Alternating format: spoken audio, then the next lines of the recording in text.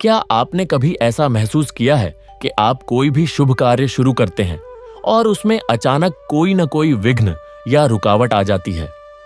क्या लाख कोशिशों के बाद भी सफलता आपके हाथ से अंतिम क्षण में फिसल जाती है, या फिर आपके बनते हुए काम ऐन वक्त पर बिगड़ जाते हैं?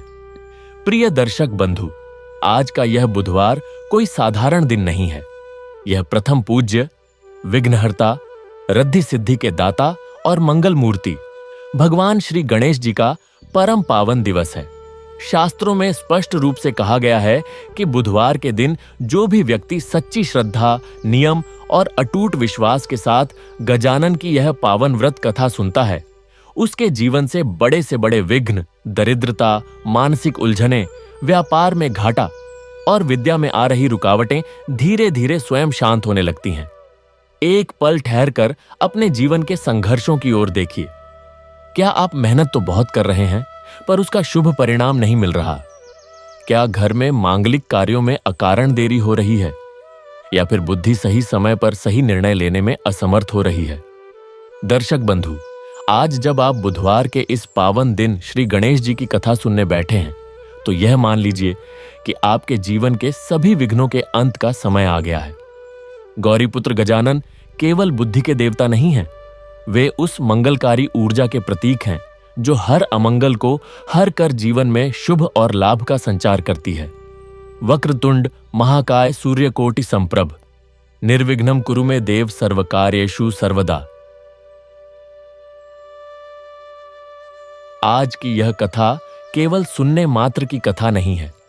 यह आपके जीवन के हर बंद दरवाजे को खोलने और आपकी बुद्धि को सही दिशा देने की एक आध्यात्मिक महासाधना है। यह कथा हमें सिखाती है कि जब मनुष्य अपना अहंकार त्याग कर पूर्ण समर्पण के साथ श्री गणेश की शरण में आता है, तो दुनिया की कोई भी बाधा उसका मार्ग नहीं रोक सकती। लेकिन दर्शक बंधु, आगे बढ़ने से पहले एक अत्यंत आवश्यक बात। शास्त्रों में वर्णित है कि भगवान गणेश की पावन कथा को यदि बीच में अधूरा छोड़ दिया जाए तो कार्य कभी निर्विघ्न पूरे नहीं होते और मनुष्य उनके पूर्ण आशीर्वाद से वंचित रह जाता है। इसलिए आपसे करबद्ध निवेदन है कि आज की इस अमृतमयी कथा को अंत तक पूर्ण एकाग्रता से अवश्य सुने। हो सकता है कथा का कोई एक प्रसंग, कोई एक नियम या बप्पा का कोई एक संदेश आपके जीवन के सारे कष्टों और विघ्नों को सदा के लिए समाप्त कर दे। जो व्यक्ति गजानन की महिमा को श्रद्धा से सुनता है, उसके घर में सुख, शांति, रिद्धि सिद्धि और अखंड सौभाग्य का स्थायी वास होता है। और यदि आप भी एक सच्चे सनातनी हैं, तो इस मंगलकारी कथा को जन जन तक पहुंचाना आपका पुनीत कर्तव्य है। इसलिए इस वीडियो को प्रेम से लाइक करें, अपने परिवार और मित्रों के साथ साझा, शेयर करें और हमारे चैनल भक्ति स्टेशन को सब्सक्राइब करना कदापि न भूलें, ताकि हर बुधवार आपको विघ्नहर्ता गणेश जी की दिव्य कथाएं और जीवन को मंगलमय बनाने वाले दैवीय संदेश निरंतर मिलते रहें। तो आइए अपने मन को एकाग्र कीजिए, प्रथम पूज्य श्री गणेश जी का ध्यान धरिए और पूरे उत्साह के साथ गणपति बाप्पा मोरया का जयघोष करते हुए इस परम पावन बुधवार व्रत कथा की दिव्य यात्रा का आरंभ करते हैं। प्राचीन काल की बात है, जहां लोग अपने पुण्यों का हिसाब रखते थे। वहां कर्मपुर नाम का एक राज्य बसा हुआ था। यहाँ के राजा पुण्यगर्व थे। राजा को अपनी पूजा पाठ और दानों पर बहुत अहंकार था। वे हर चतुर्थी को भगवान गणेश को तराजू में एक तरफ बैठाकर दूसरी तरफ सोने के मोदक तौलते थे। उनका मानना था कि जितना बढ़ता दान, भगवान उतने ही ज्यादा प्रसन्न। उनके राज्य में भक्ति एक व्यापार बन गई थी। लोग भगवान से कुछ मांगते और बदले में नारियल या सोने का चढ़ावा बोलते। राजा कहते थे, मैंने गणेश जी के इतने मंदिर बनवाए हैं, अब तो स्वर्ग में मेरा सिंहासन पक्का है। वे भूल गए थे कि जो गजानन पूरी पृथ्वी का भार उठा सकते हैं, उन्हें सोने के चंद टुकड़ों से कैसे खरीदा जा सकता है। किंतु राजा के घर में ही सच्चे भाव का सूखा पडिड्ढा था। उनके 3 पुत्र थे, जो भक्ति को केवल एक दिखावा और प्रतियोगिता मानते थे। सबसे बड़ी डिद्दा पुत्र मंत्र दंभ था। ज्ञान का घमंडी। उसे वेदों के हजारों श्लोक कंठस्थ थे। वह कहता, गणेश जी बुद्धि के देवता हैं, वे केवल शुद्ध संस्कृत सुनकर खुश होते हैं। अनपढ़ों की पूजा वे स्वीकार नहीं करते। वह उन गरीबों का मजाक उड़ाता जो केवल बप्पा बप्पा पुकारते थे। दूसरा पुत्र दानवीर था, पैसे का घमंडी। वह मंदिर में जब भी जाता तो मुट्ठी भर भर के अशर्फियां लुटाता ताकि लोग उसकी जय जयकार करें। वह कहता, भगवान को तो चढ़ावा चाहिए, मैं सूखी दूर्वा क्यों चढ़ाऊं, मैं तो पन्ने और हीरो की दूर्वा चढ़ाऊंगा।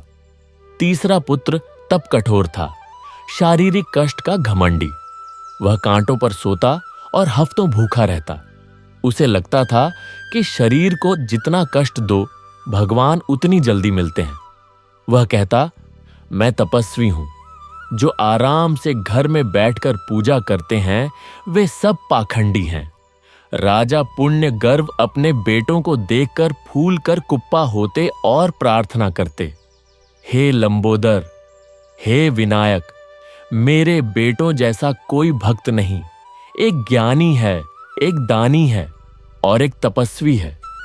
प्रभु, हमारे इस श्रेष्ठ कर्म का फल हमें अवश्य देना। उसी राज्य में महल के बाहर एक अत्यंत गरीब, अनपढ़ा और अपाहिज सफाई वाला रहता था, जिसका नाम भावुक था। उसे न मंत्र आते थे, न उसके पास पैसे थे। वह केवल कूदे में से भगवान की फेंकी हुई पुरानी तस्वीरें उठाता, उन्हें साफ करता, अपने आंसुओं से धोता और एक सूखी दूर्वा चढ़ाकर घंटों रोता रहता। समय बीता और राज्य पर एक भयानक विपत्ति आई, स्मृति नाश का कोप। एक दिन अचानक राज्य के लोगों के दिमाग से सारी स्मृति मिटने लगी। राजा के पुत्रों का अहंकार पल भर में टूट गया। मंत्र दंभ जब पूजा करने बैठा तो वह एक भी श्लोक नहीं बोल पाया। उसकी जीभ तालू से चिपक गई। उसका सारा ज्ञान शून्य हो गया। दानवीर ने जब अपनी तिजोरी खोली तो उसे भूल गया कि ये सोने के टुकड़े क्या काम आते हैं। उसे अशर्फियां पत्थर लगने लगीं। तब कठोर का शरीर अचानक इतना कमजोर हो गया कि वह एक कदम भी नहीं चल पाया। राजा को अपने पुण्यों का सारा हिसाब भूल गया। पूरा कर्मपुर पागलों की बस्ती बन गया। किसी को भगवान का नाम भी याद नहीं रहा। वे सब शून्य में घूरने लगे। राजा समझ गए कि जब बुद्धिदाता विनायक रूठ जाते हैं तो इंसान का सारा ज्ञान और घमंड एक पल में मिट्टी हो जाता है। तब केवल एक व्यक्ति था जिसकी स्मृति नहीं गई, वह गरीब भावुक, क्योंकि उसने कभी दिमाग से पूजा की ही नहीं थी। वह तो दिल से रोता था और दिल की स्मृति कभी नहीं मिटती। तब राजा पुण्य गर्व अपने सारे सोने के मोदक फेंककर उसी गरीब सफाई वाले के पैरों में गिर पड़ डटे। जाते समय उन्होंने अपने खाली दिमाग वाले तड्डे पते पुत्रों से कहा, तुम्हें अपने ज्ञान, दौलत और तपस्या पर बहुत घमंड था ना? देखो, आज तुम अपना नाम तक भूल गए हो। गणेश जी दिमाग वालों को नहीं, दिल वालों को मिलते हैं। मैं उस एकदंत से माफी मांगने जा रहा हूं। यदि तुम अपनी बुद्धि और शांति वापस चाहते हो तो अपने अहंकार का मुकुट उतारो और इस गरीब भक्त के पीछे पीछे बप्पा के चरणों में रोने के लिए चले आना। और फिर वह यात्रा शुरू हुई, जो कर्मपुर के इतिहास की सबसे पीड़ादायक किंतु सबसे सुंदर यात्रा थी। राजा पुण्य गर्व ने अपना मुकुट उतार फेंका था। उनके मस्तक पर अब केवल धूल थी और हृदय में केवल पश्चाताप की ज्वाला। उनके तीनों पुत्र, जिनकी स्मृति लुप्त हो चुकी थी, यंत्रवत उनके पीछे पीछे चल रहे थे। उनकी आंखों में वह चमक नहीं थी जो कभी ज्ञान के अहंकार से दमकती थी। उनके हाथों में वह दान की अशर्फियां नहीं थीं। उनके शरीर उस तप के घमंड से कांप नहीं रहे थे। वे तो मात्र छाया थे, अपने पूर्व अस्तित्व की ढहती हुई दीवारें। आगे आगे भावुक चल रहा था। उसकी चाल धीमी थी क्योंकि उसका एक पैर जन्म से ही अपाहिज था, किंतु उसकी चाल में एक अद्भुत स्थिरता थी, एक ऐसा आत्मविश्वास जो किसी बाहरी वस्तु पर नहीं बल्कि किसी अंतर के अटूट विश्वास पर टिका था। वह नहीं जानता था कि राजा और उसके पुत्र उसके पीछे हैं। वह तो अपनी दुनिया में खोया हुआ था, उसी सूखे पेड़ की खोज में, जहां वह प्रतिदिन बैठता था, जहां उसके आंसू बहते थे, जहां उसका बप्पा उससे मिलने आते थे। रास्ता लंबा था। कर्मपुर की सीमा से बाहर निकलते ही राज्य की समृद्धि और वैभव धीरे धीरे छूटने लगे। अब सामने सूखे जंगल थे, उजाड़ मैदान थे और कहीं कहीं बंजर पहाड़ियां। सूरज आसमान पर आग बरसा रहा था। राजा के कोमल पांव कांटों और पत्थरों से छिलने लगे। उनके बेटे, जो कभी पालकियों पर चलते थे, अब धूप से झुलस रहे थे। उनके होंठ सूखकर फट गए थे। मंत्र दंभ, जो अब केवल एक नाम भर था, अचानक रुक गया। उसकी आंखों में एक क्षण के लिए पुराना घमंड कौंधा। उसने कहना चाहा, मैं यह नहीं कर सकता, किंतु शब्द नहीं निकले। उसकी जीभ ने उसका साथ नहीं दिया। वह केवल व्याकुल होकर अपने पिता की ओर देखने लगा। राजा ने उसकी पीड़ा देखी। उन्होंने धीरे से उसका हाथ थाम लिया और कहा, बेटा, यह मार्ग हमारे पुण्यों का नहीं बल्कि हमारे पापों का प्रायश्चित है। चलते रहो, चुप रहो, केवल सुनो। और वे चलते रहे। तभी दूर से एक धीमी सी आवाज आने लगी। पहले तो वह अस्पष्ट थी, जैसे हवा में कोई भंवरा गूंज रहा हो। फिर वह स्पष्ट होती गई। यह गीत नहीं था, कोई मंत्र नहीं था, केवल करुण पुकार थी, हृदय की गहराई से निकलती हुई एक आवाज। ओ मेरे बप्पा, ओ मेरे देवा, कब आओगे मेरे बप्पा? तुम बिना मेरा ये जीवन सूना है। ओ मेरे एकदंत। भावुक गा नहीं रहा था, वह रो रहा था, और उसके रुदन में वह शक्ति थी जिसने हजारों वेदों का सार अपने में समेट रखा था। यह शब्दों का खेल नहीं था, यह भावों का सागर था। यह वही पुकार थी जिसने गजानन को उनके माता पिता के प्रेम से भी अधिक आकर्षित किया था। मंत्र दंभ के कानों में यह आवाज पड़ी। वह जहां खड़ा था वहीं पत्थर की मूर्ति सा हो गया।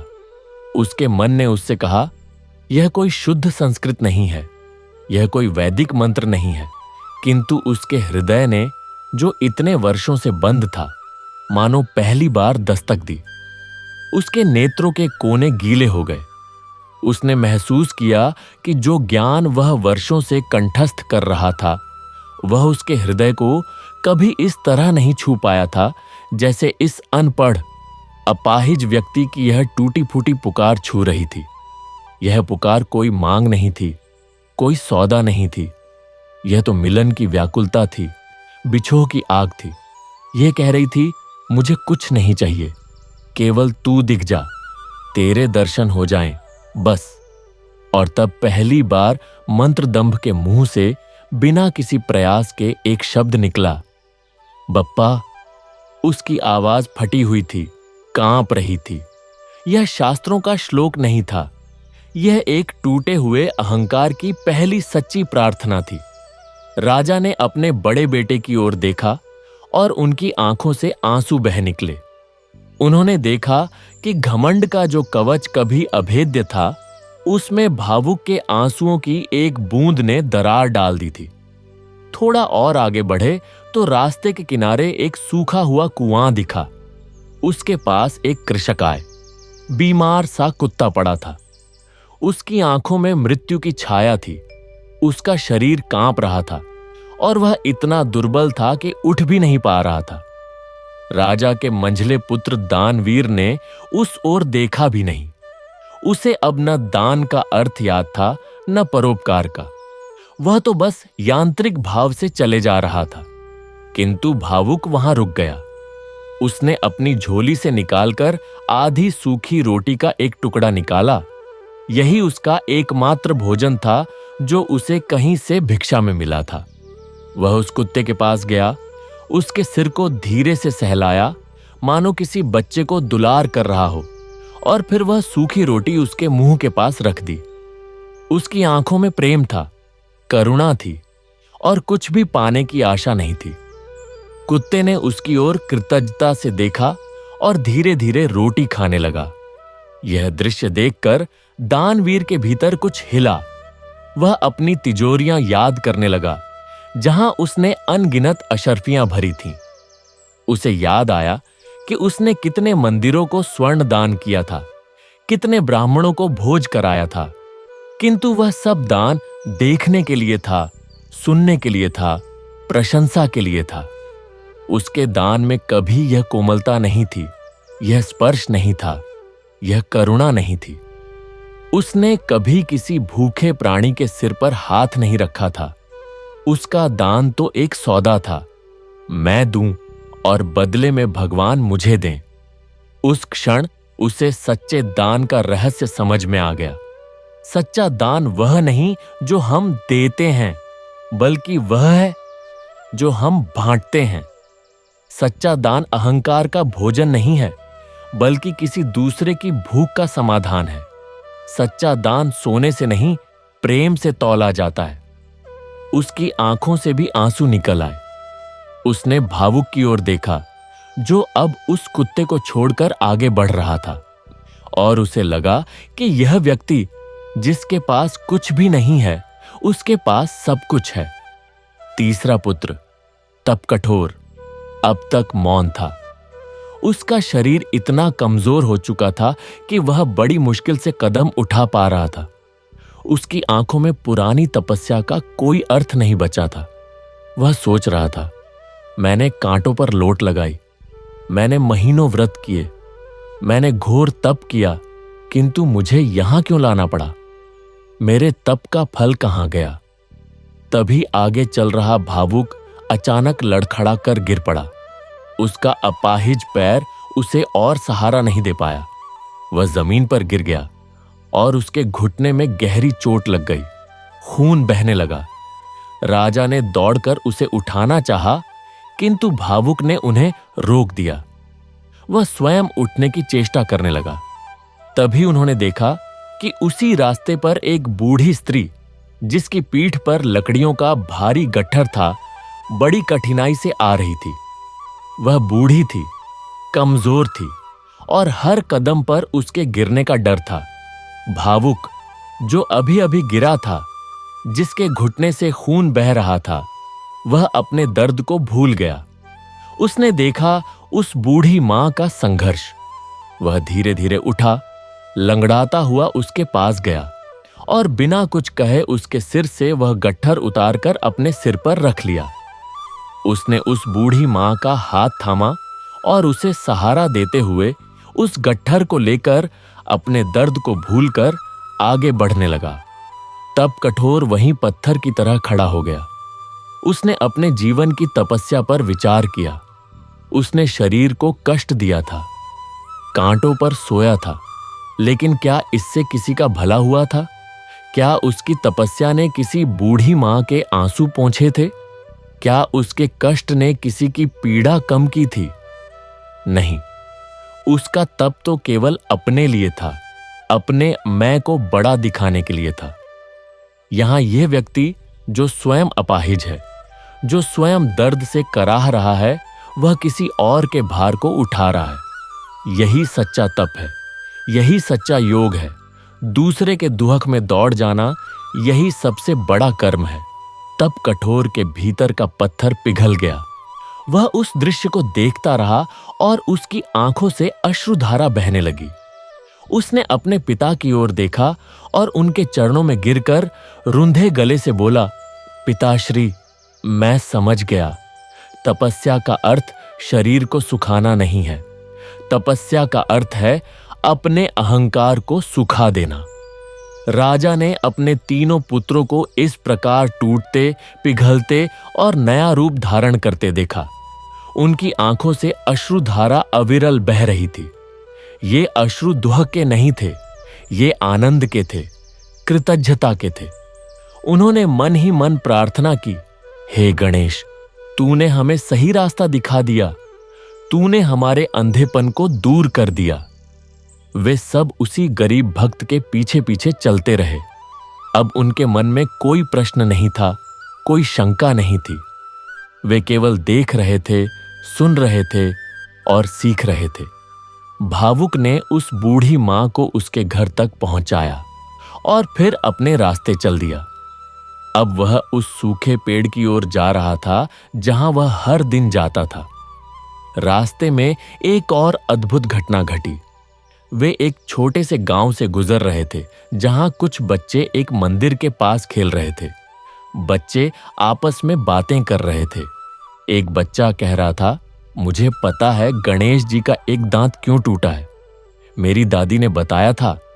दूसरे बच्चे उसके चारों ओर इकट्ठे हो गए। राजा और उसके पुत्र भी रुक गए, मानो कोई अदृश्य शक्ति उन्हें वहां रोक रही हो।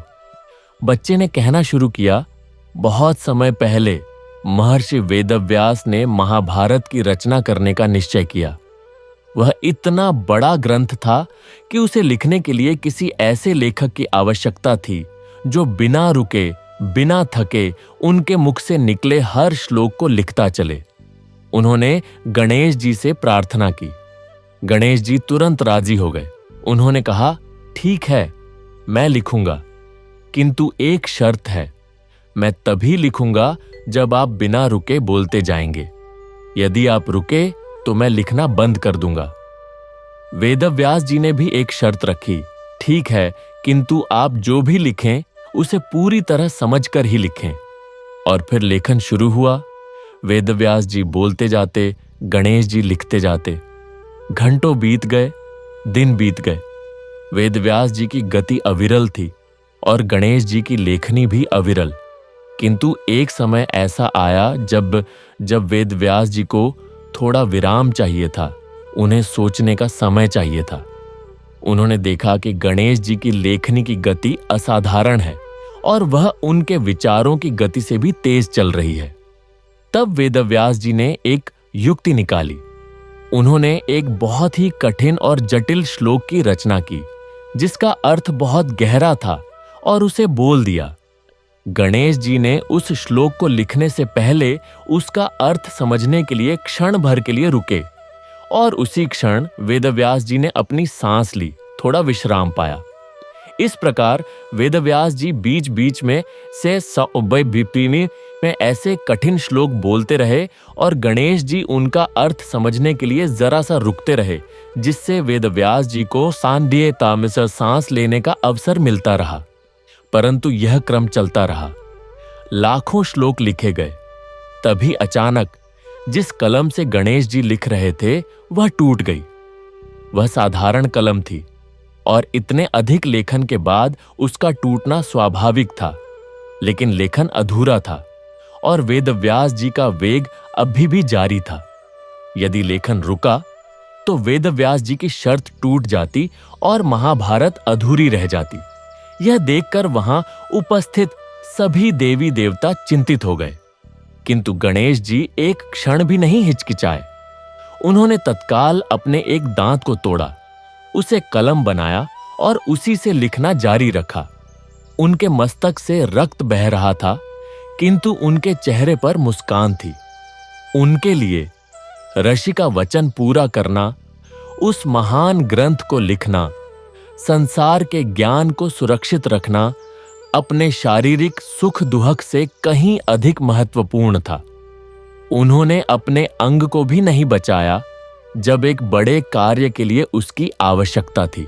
बच्चे की इस कथा ने राजा और उसके पुत्रों को झकझोर कर रख दिया। उन्हें समझ आया कि भगवान ने स्वयं अपने दांत का बलिदान करके हमें यह सिखाया कि सच्चा समर्पण क्या होता है। सच्चा समर्पण यह नहीं है कि हम अपनी सुविधा से जो बचे वह भगवान को दे दें। सच्चा समर्पण तो यह है कि जब आवश्यकता हो हम अपना सबसे कीमती अंग, अपना अहंकार, अपना सुख, सब कुछ न्यौछावर कर दें। एक दंत केवल एक नाम नहीं है, यह बलिदान की पराकाष्ठा का प्रतीक है। बच्चे की कथा समाप्त हुई और वे सब फिर से चल पड़े। भावुक अब उस सूखे पेड़ के पास पहुंच रहा था जो एक बंजर पहाड़ी की तलहटी में था। वह पेड़ पूरी तरह सूख चुका था। उसमें एक भी पत्ता नहीं था, केवल सूखी टहनियां और मोटा तना था। उसी पेड़ के नीचे भावुक प्रतिदिन बैठता था। राजा और उसके पुत्र दूर से ही रुक गए। वे नहीं चाहते थे कि उनकी उपस्थिति से उस भक्त के एकांत में कोई विघ्न पड़े। वे एक बड़े पत्थर के पीछे छिपकर देखने लगे। भावुक ने उस सूखे पेड़ के नीचे जाकर जमीन को साफ किया। उसने अपनी झोली से एक बहुत पुरानी फटी हुई तस्वीर निकाली। वह गणेश जी की तस्वीर थी, जिस पर धूल जमी थी, जिसके रंग फीके पड़ गए थे। उसने उसे धीरे से अपने आंचल से पोंछा। फिर उसने पास ही में उगी हुई कुछ सूखी दूर्वा तोड़ी और उस तस्वीर के सामने रख दी, और फिर वह बैठ गया। उसने अपने दोनों हाथ जोड़े, अपना सिर झुकाया और धीरे धीरे उसकी आंखों से आंसू बहने लगे। पहले तो वे चुपचाप बह रहे थे, फिर उसके कंधे उचकने लगे और फिर उसके मुंह से वही करुण पुकार फूट पड़ी। ओ मेरे बप्पा, ओ मेरे देवा, ओ मेरे एकदंत, तुम कहाँ हो बप्पा? मुझे तुम्हारी बहुत याद आती है। मेरे पास तो कुछ नहीं है, केवल ये आंसू हैं। ये आंसू ही मेरी पूजा है, ये आंसू ही मेरा मंत्र है, ये आंसू ही मेरा दान है, ये आंसू ही मेरा तप है। हे गजानन, हे विघ्नहर्ता, तुम आओ ना, एक बार दिख जाओ ना। वह रोता जा रहा था और उसके आंसू उस सूखी जमीन पर गिर रहे थे।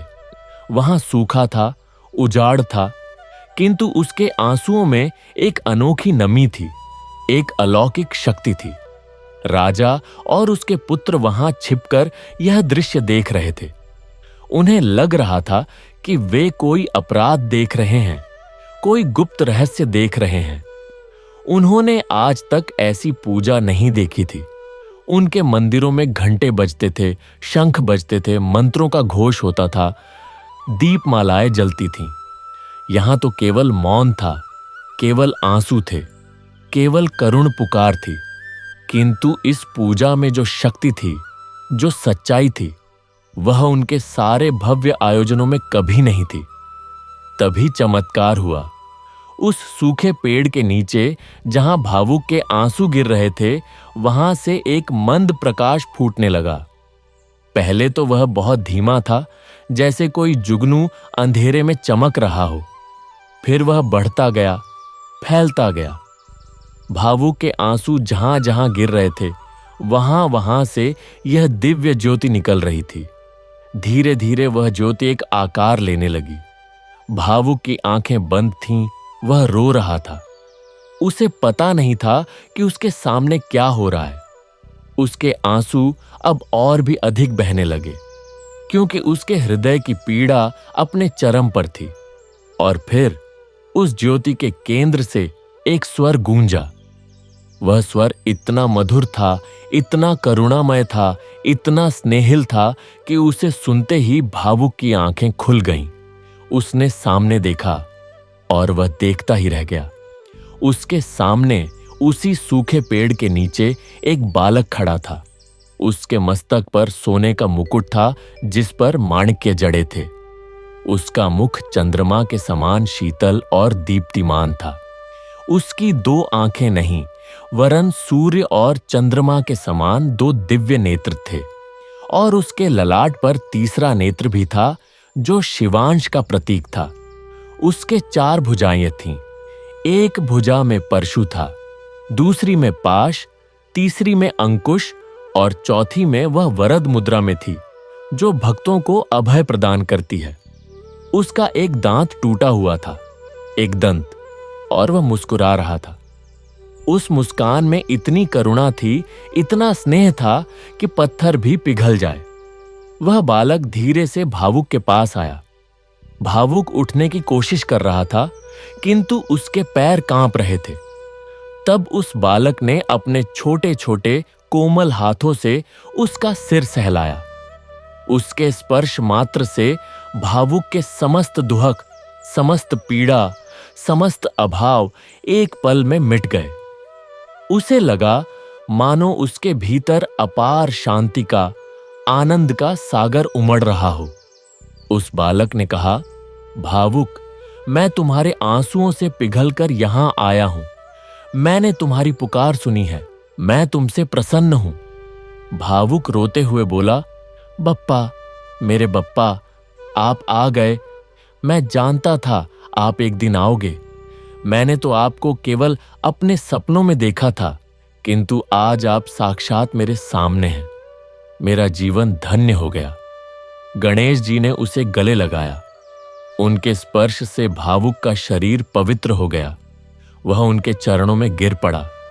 गणेश जी ने उसे आशीर्वाद दिया, भावुक, आज से तुम्हारे सभी दुख समाप्त हुए। तुम मेरे परम भक्त हो। तुम्हारी इसी भक्ति के बल पर तुम इस जन्म के बाद मेरे गणों में शामिल होगे। अब तक जो तुमने मुझे पुकारा है, वही तुम्हारी सबसे बड़ी पूजा है। इतना कहकर गणेश जी ने उस पर करुणा की वर्षा की। यह दृश्य देखकर राजा और उसके पुत्रों की आंखें खुली की खुली रह गईं। उन्हें अब सब कुछ स्पष्ट हो गया।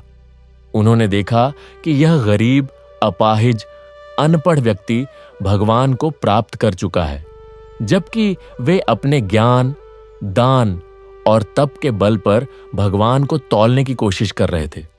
उन्होंने भगवान को अपने पास बुलाने के लिए मंत्रों का, अशर्फियों का, कांटों का उपयोग किया, किंतु यह व्यक्ति केवल अपने आंसुओं से, केवल अपने प्रेम से भगवान को पिघला लाया। वे अब और नहीं रुक सकते थे। राजा अपने तीनों पुत्रों के साथ उस स्थान की ओर दौड़ा। वे जाकर भगवान गणेश के चरणों में गिर पड़े। राजा रोते हुए बोला, प्रभु, हमने आपको पहचाना नहीं। हमने अपने ज्ञान, अपने दान, अपने तप पर घमंड किया। हम समझे कि हम आपको प्रसन्न कर रहे हैं, किंतु हम तो केवल अपने अहंकार को ही पूज रहे थे। हमने भक्ति को व्यापार बना दिया था। हम आपके इस सच्चे भक्त के सामने कुछ भी नहीं हैं। हमें क्षमा करें प्रभु। हमें अपने अहंकार के लिए दंड मिल चुका है। हमें अपनी स्मृति वापस दें, हमें ज्ञान वापस दें, परंतु इस शर्त पर कि वह ज्ञान कभी अहंकार न बने। हमें दान देने की शक्ति दें, पर इस शर्त पर कि वह दान कभी प्रदर्शन न बने। हमें तप करने की सामर्थ्य दें, पर इस शर्त पर कि वह तप कभी दूसरों को नीचा दिखाने का साधन न बने। गणेश जी मुस्कुराए। उन्होंने राजा को उठाया और उसके तीनों पुत्रों को भी आशीर्वाद दिया। उन्होंने कहा, राजन, तुम अब सच्चे अर्थों में पुण्य गर्व नहीं रहे, तुम अब भक्त गर्व हो। तुम्हारे पुत्र अब मंत्र दंभ, दान वीर और तप कठोर नहीं रहे। ये अब मंत्र भाव, दान भाव और तप भाव हैं। ज्ञान का सच्चा अर्थ विनम्रता है, दान का सच्चा अर्थ करुणा है और तप का सच्चा अर्थ सेवा है। तुम यह सीख गए। अब तुम्हारी स्मृति तुम्हें वापस मिलती है, किंतु उस स्मृति के साथ अब यह बोध भी जुड़ा रहेगा कि मैं केवल भाव का भूखा हूं, पदार्थ का नहीं। गणेश जी ने उन पर अपना दिव्य हाथ फेरा और उसी क्षण उनकी स्मृति वापस आ गई। उन्हें सब कुछ याद आ गया, किंतु अब उस स्मृति के साथ अहंकार नहीं था, बल्कि एक अपार कृतज्ञता थी। उनके मन में अब भावुक के प्रति केवल सम्मान था, कोई ईर्ष्या नहीं। तब गणेश जी ने उन सबको संबोधित करते हुए कहा, आज मैं तुम्हें एक और रहस्य बताता हूं। यह सूखा पेड़ कोई साधारण पेड़ नहीं है। यह वही स्थान है जहां कभी मेरे एक अनन्य भक्त ने घोर तपस्या की थी। उसने यहीं बैठकर मुझे पुकारा था। उसके तप से यह पेड़ हरा भरा था, किंतु एक दिन वह चला गया। उसके बाद यह पेड़ सूख गया। आज इस भावुक के आंसुओं ने इस स्थान को फिर से बादिजा पवित्र कर दिया। यहां अब एक भव्य मंदिर बनेगा जहां मैं स्वयं विराजमान रहूंगा।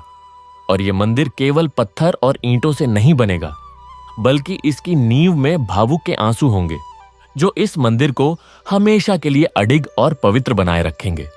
राजा ने हाथ जोड़कर कहा, प्रभु, हम इस मंदिर का निर्माण करेंगे, हम अपना सर्वस्व इसमें लगा देंगे। गणेश जी ने कहा, राजन, मंदिर सोने चांदी से नहीं बनता, वह भक्ति से बनता है।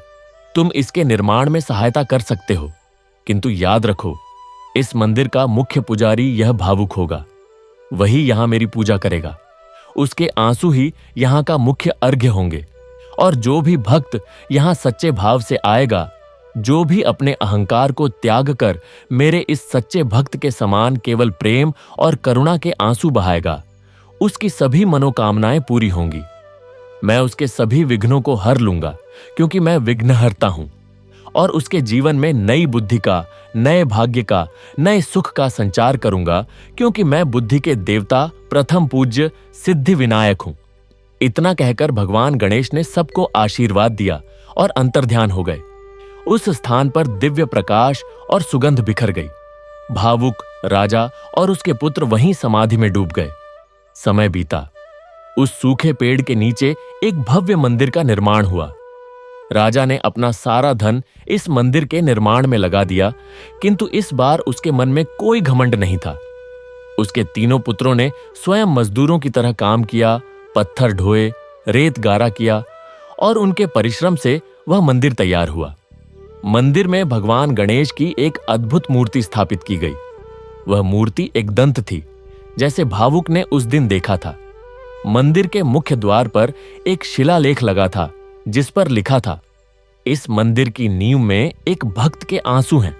यहां कोई भी खाली हाथ नहीं आता, क्योंकि यहां मांगने के लिए धन नहीं, भाव चाहिए। जिसके पास आंसू हैं, जिसके पास प्रेम है, वही यहां का सबसे धनी भक्त है। गणपति बप्पा मोरया। भावुक उस मंदिर का मुख्य पुजारी बना। अब वह प्रतिदिन उसी सूखे पेड़ के नीचे बैठता, जो अब सूखा नहीं था, बल्कि उसमें नई कोपलें फूट आई थीं। वह हरा भरा हो गया था। वह बैठता और भगवान के सामने आंसू बहाता, किंतु अब ये आंसू दुहक के नहीं थे, बल्कि आनंद के थे, कृतज्ञता के थे। उसके गीतों में अब वही पुरानी पुकार थी, किंतु उसके स्वर में अब एक अलग ही मिठास थी, एक अलग ही संतोष था। राजा और उसके पुत्र प्रतिदिन उस मंदिर में आते। अब वे भी भावुक के साथ बैठते, और कभी कभी उनकी आंखों से भी आंसू बहने लगते। उन्होंने ज्ञान के सच्चे अर्थ को समझ लिया था। ज्ञान वह नहीं जो पुस्तकों में है, ज्ञान वह है जो हृदय में उतर जाए। उन्होंने दान के सच्चे अर्थ को समझ लिया था। दान वह नहीं जो हम अहंकार से करें, दान वह है जो हम करुणा से करें। उन्होंने तप के सच्चे अर्थ को समझ लिया था। तप वह नहीं जो शरीर को सुखाए, तप है मेघ जो सेवा के रूप में प्रकट हो। धीरे धीरे संपूर्ण कर्मपुर में यह संदेश फैल गया। लोग सीख गए कि भगवान को प्रसन्न करने के लिए बड़े बड़े यज्ञ नहीं, बल्कि एक सच्चा हृदय चाहिए। बड़े बड़े दान नहीं, बल्कि एक छोटी सी करुणा चाहिए। कठोर तपस्या नहीं, बल्कि एक कोमल सेवा चाहिए।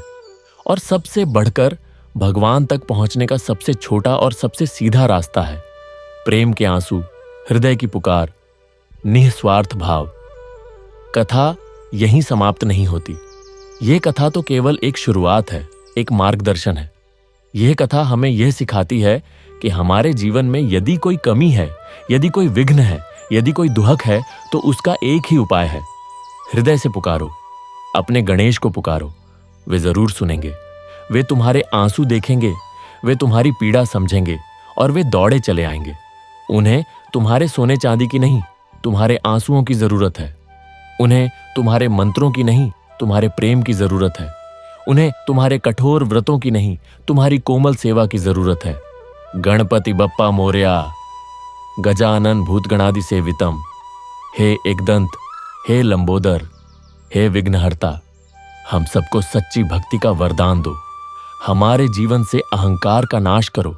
हमारे हृदयों में प्रेम का, करुणा का, सेवा का संचार करो। हमें वैसा ही सच्चा भक्त बनाओ जैसा भावुक था। हमारे आंसू भी स्वीकार करो, हमारी पुकार भी सुनो, और हमें अपने चरणों में स्थान दो। गणपति बप्पा मोरया। यह सुनकर उस मंदिर की घंटियां अपने आप बज उठीं, मानो समस्त ब्रह्मांड गणेश जयघोष से गूंज उठा हो। दूर दूर तक कर्मपुर की सीमाओं से बाहर उस मंदिर का प्रभाव फैलने लगा। दूर दूर से भक्तजन वहां आने लगे। वे सब भावुक के दर्शन करना चाहते थे, उसके आशीर्वाद लेना चाहते थे, जिसने केवल अपने आंसुओं से भगवान को पिघला लिया था।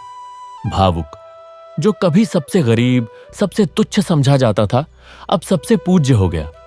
किंतु उसके मन में कभी कोई अहंकार नहीं आया। वह वैसे ही सादगी से रहता, वैसे ही सूखी रोटी खाता, वैसे ही सूखी दूर्वा चढ़ाता। केवल उसकी आंखों से अब हर समय आनंद के आंसू बहते रहते।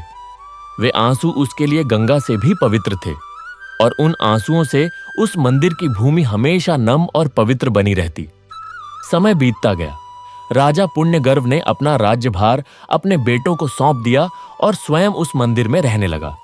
उसके तीनों पुत्र मंत्र भाव, दान भाव और तप भाव अब सच्चे अर्थों में धर्मात्मा राजा बने। उन्होंने कर्मपुर को एक आदर्श राज्य बना दिया, जहां कोई अभाव नहीं था, कोई दुहक नहीं था, क्योंकि वहां के लोगों ने भक्ति का, प्रेम का, सेवा का सच्चा पाठ सीख लिया था। और फिर एक दिन वही हुआ जिसकी सभी को आशंका थी। भावुक का शरीर जर्जर हो चुका था। वह अब बहुत बूढ़ा हो गया था। एक दिन वह हमेशा की तरह गणेश जी के सामने बैठा।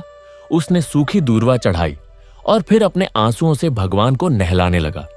अचानक उसका सिर झुक गया, उसके हाथ जुड़ गए और उसकी आत्मा उस शरीर को छोड़कर उसी गणेश ज्योति में विलीन हो गई, जिसके दर्शन उसे कभी उस सूखे पेड़ के नीचे हुए थे।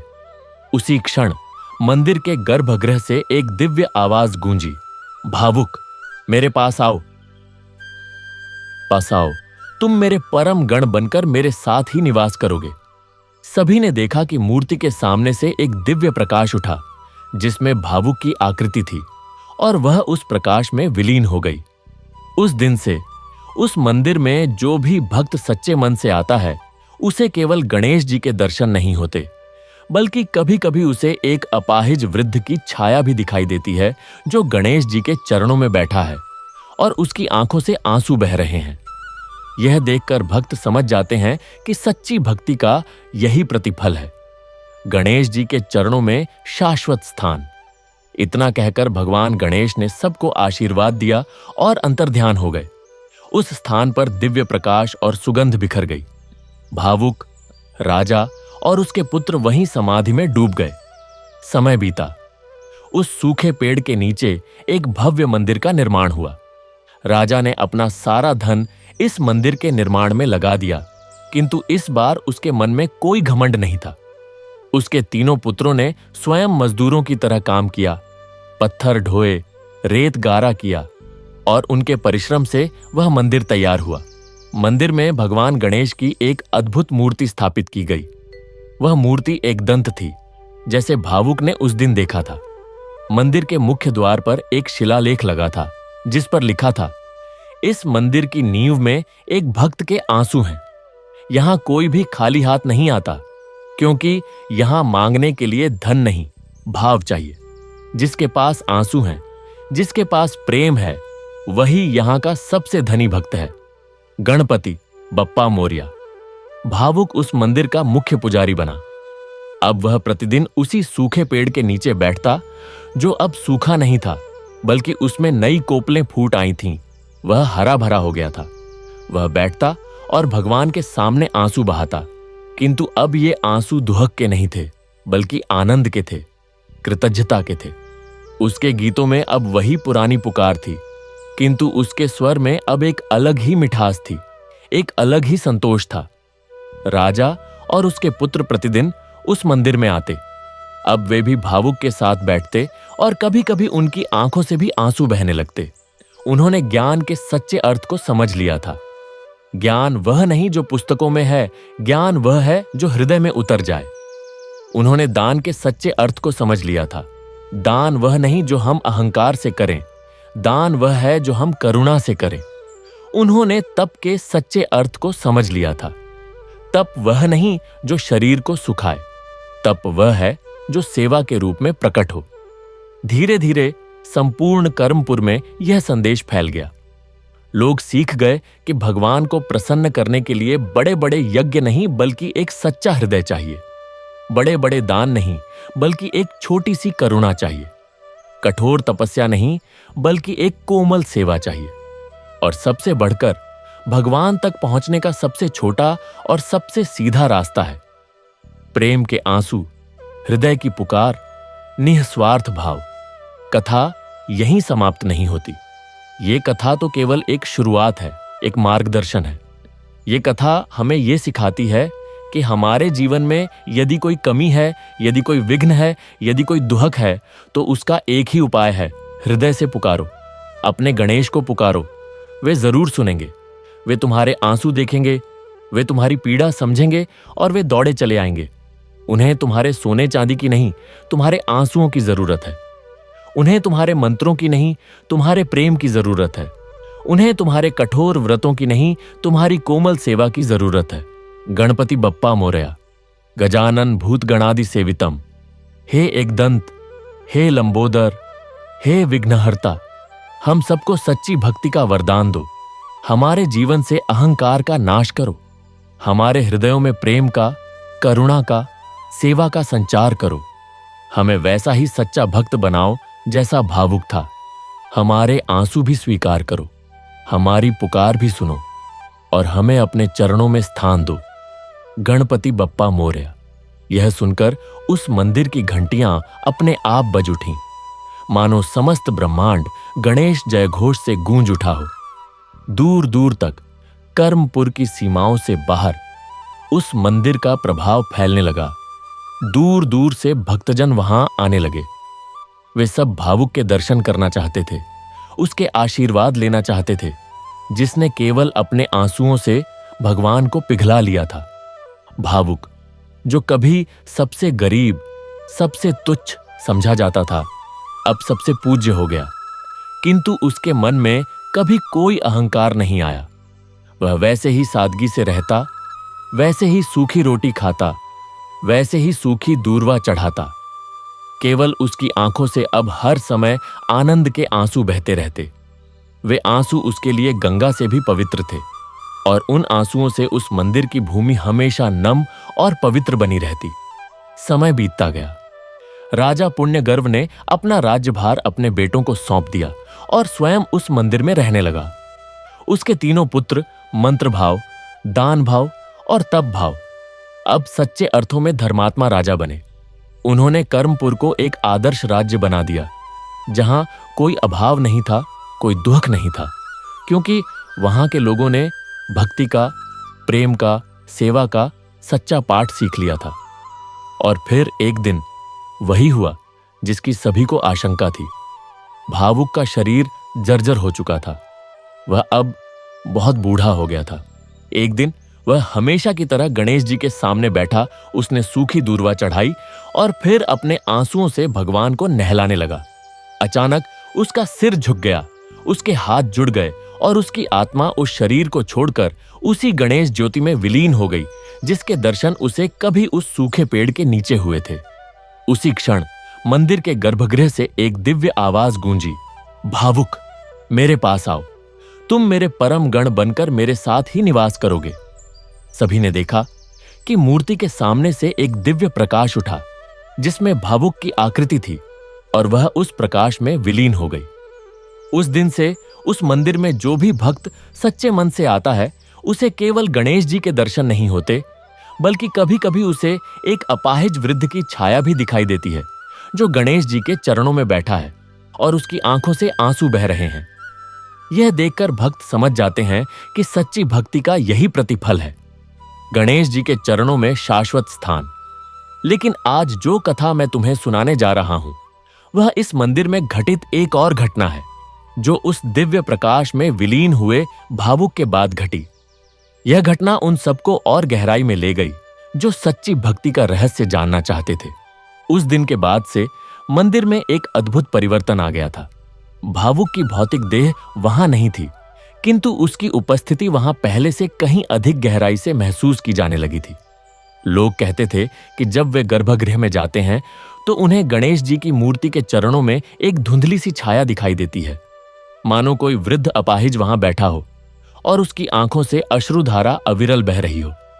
किंतु यह छाया कभी स्थिर नहीं रहती, कभी दिखती, कभी अंतर्ध्यान हो जाती। यह देखकर कुछ भक्त डर जाते, कुछ आश्चर्यचकित रह जाते और कुछ समझ जाते कि यह वही भावुक है जो अब भी अपने बप्पा के चरणों में बैठकर प्रेम के आंसू बहा रहा है। राजा पुण्यगर्व, जो अब वृद्ध हो चुके थे, प्रतिदिन इस छाया के दर्शन करते। वे जानते थे कि यह भावुक ही है। उनके तीनों पुत्र भी अब नियमित रूप से मंदिर में आते और घंटों ध्यान में बैठे रहते।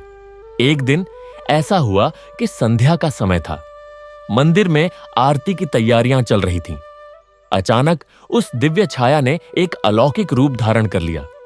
वह केवल एक धुंधली आकृति नहीं रही, बल्कि पूर्णतः साकार हो गई। भावुक उसी पुराने फटे वस्त्रों में, उसी लंगड़ाती चाल के साथ गणेश जी की मूर्ति के सामने खड़ा था। किंतु इस बार उसकी आंखों से केवल आंसू ही नहीं बह रहे थे। उसके मुख पर एक अद्भुत मुस्कान थी और उसके हाथों में एक छोटा सा पात्र था जिसमें मानो सूखी दूर्वा रखी थी। राजा और उसके पुत्र और वहां उपस्थित कुछ अन्य भक्त स्तब्ध रह गए। वे भावुक की ओर देखते रहे। भावुक ने उनकी ओर देखा और मुस्कुराया। उसकी मुस्कान में वही सादगी थी, वही निश्चलता थी जो उसके जीवन काल में थी।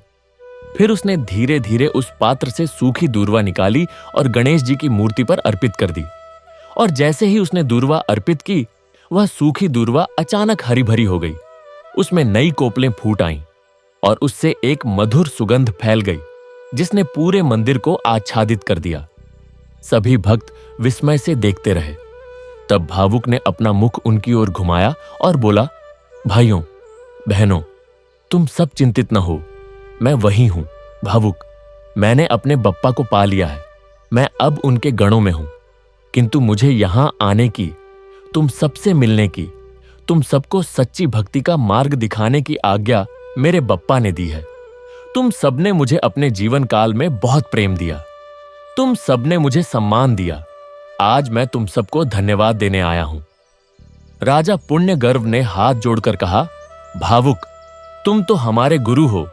तुमने हमें सच्ची भक्ति का मार्ग दिखाया। हम तुम्हारे ऋणी हैं।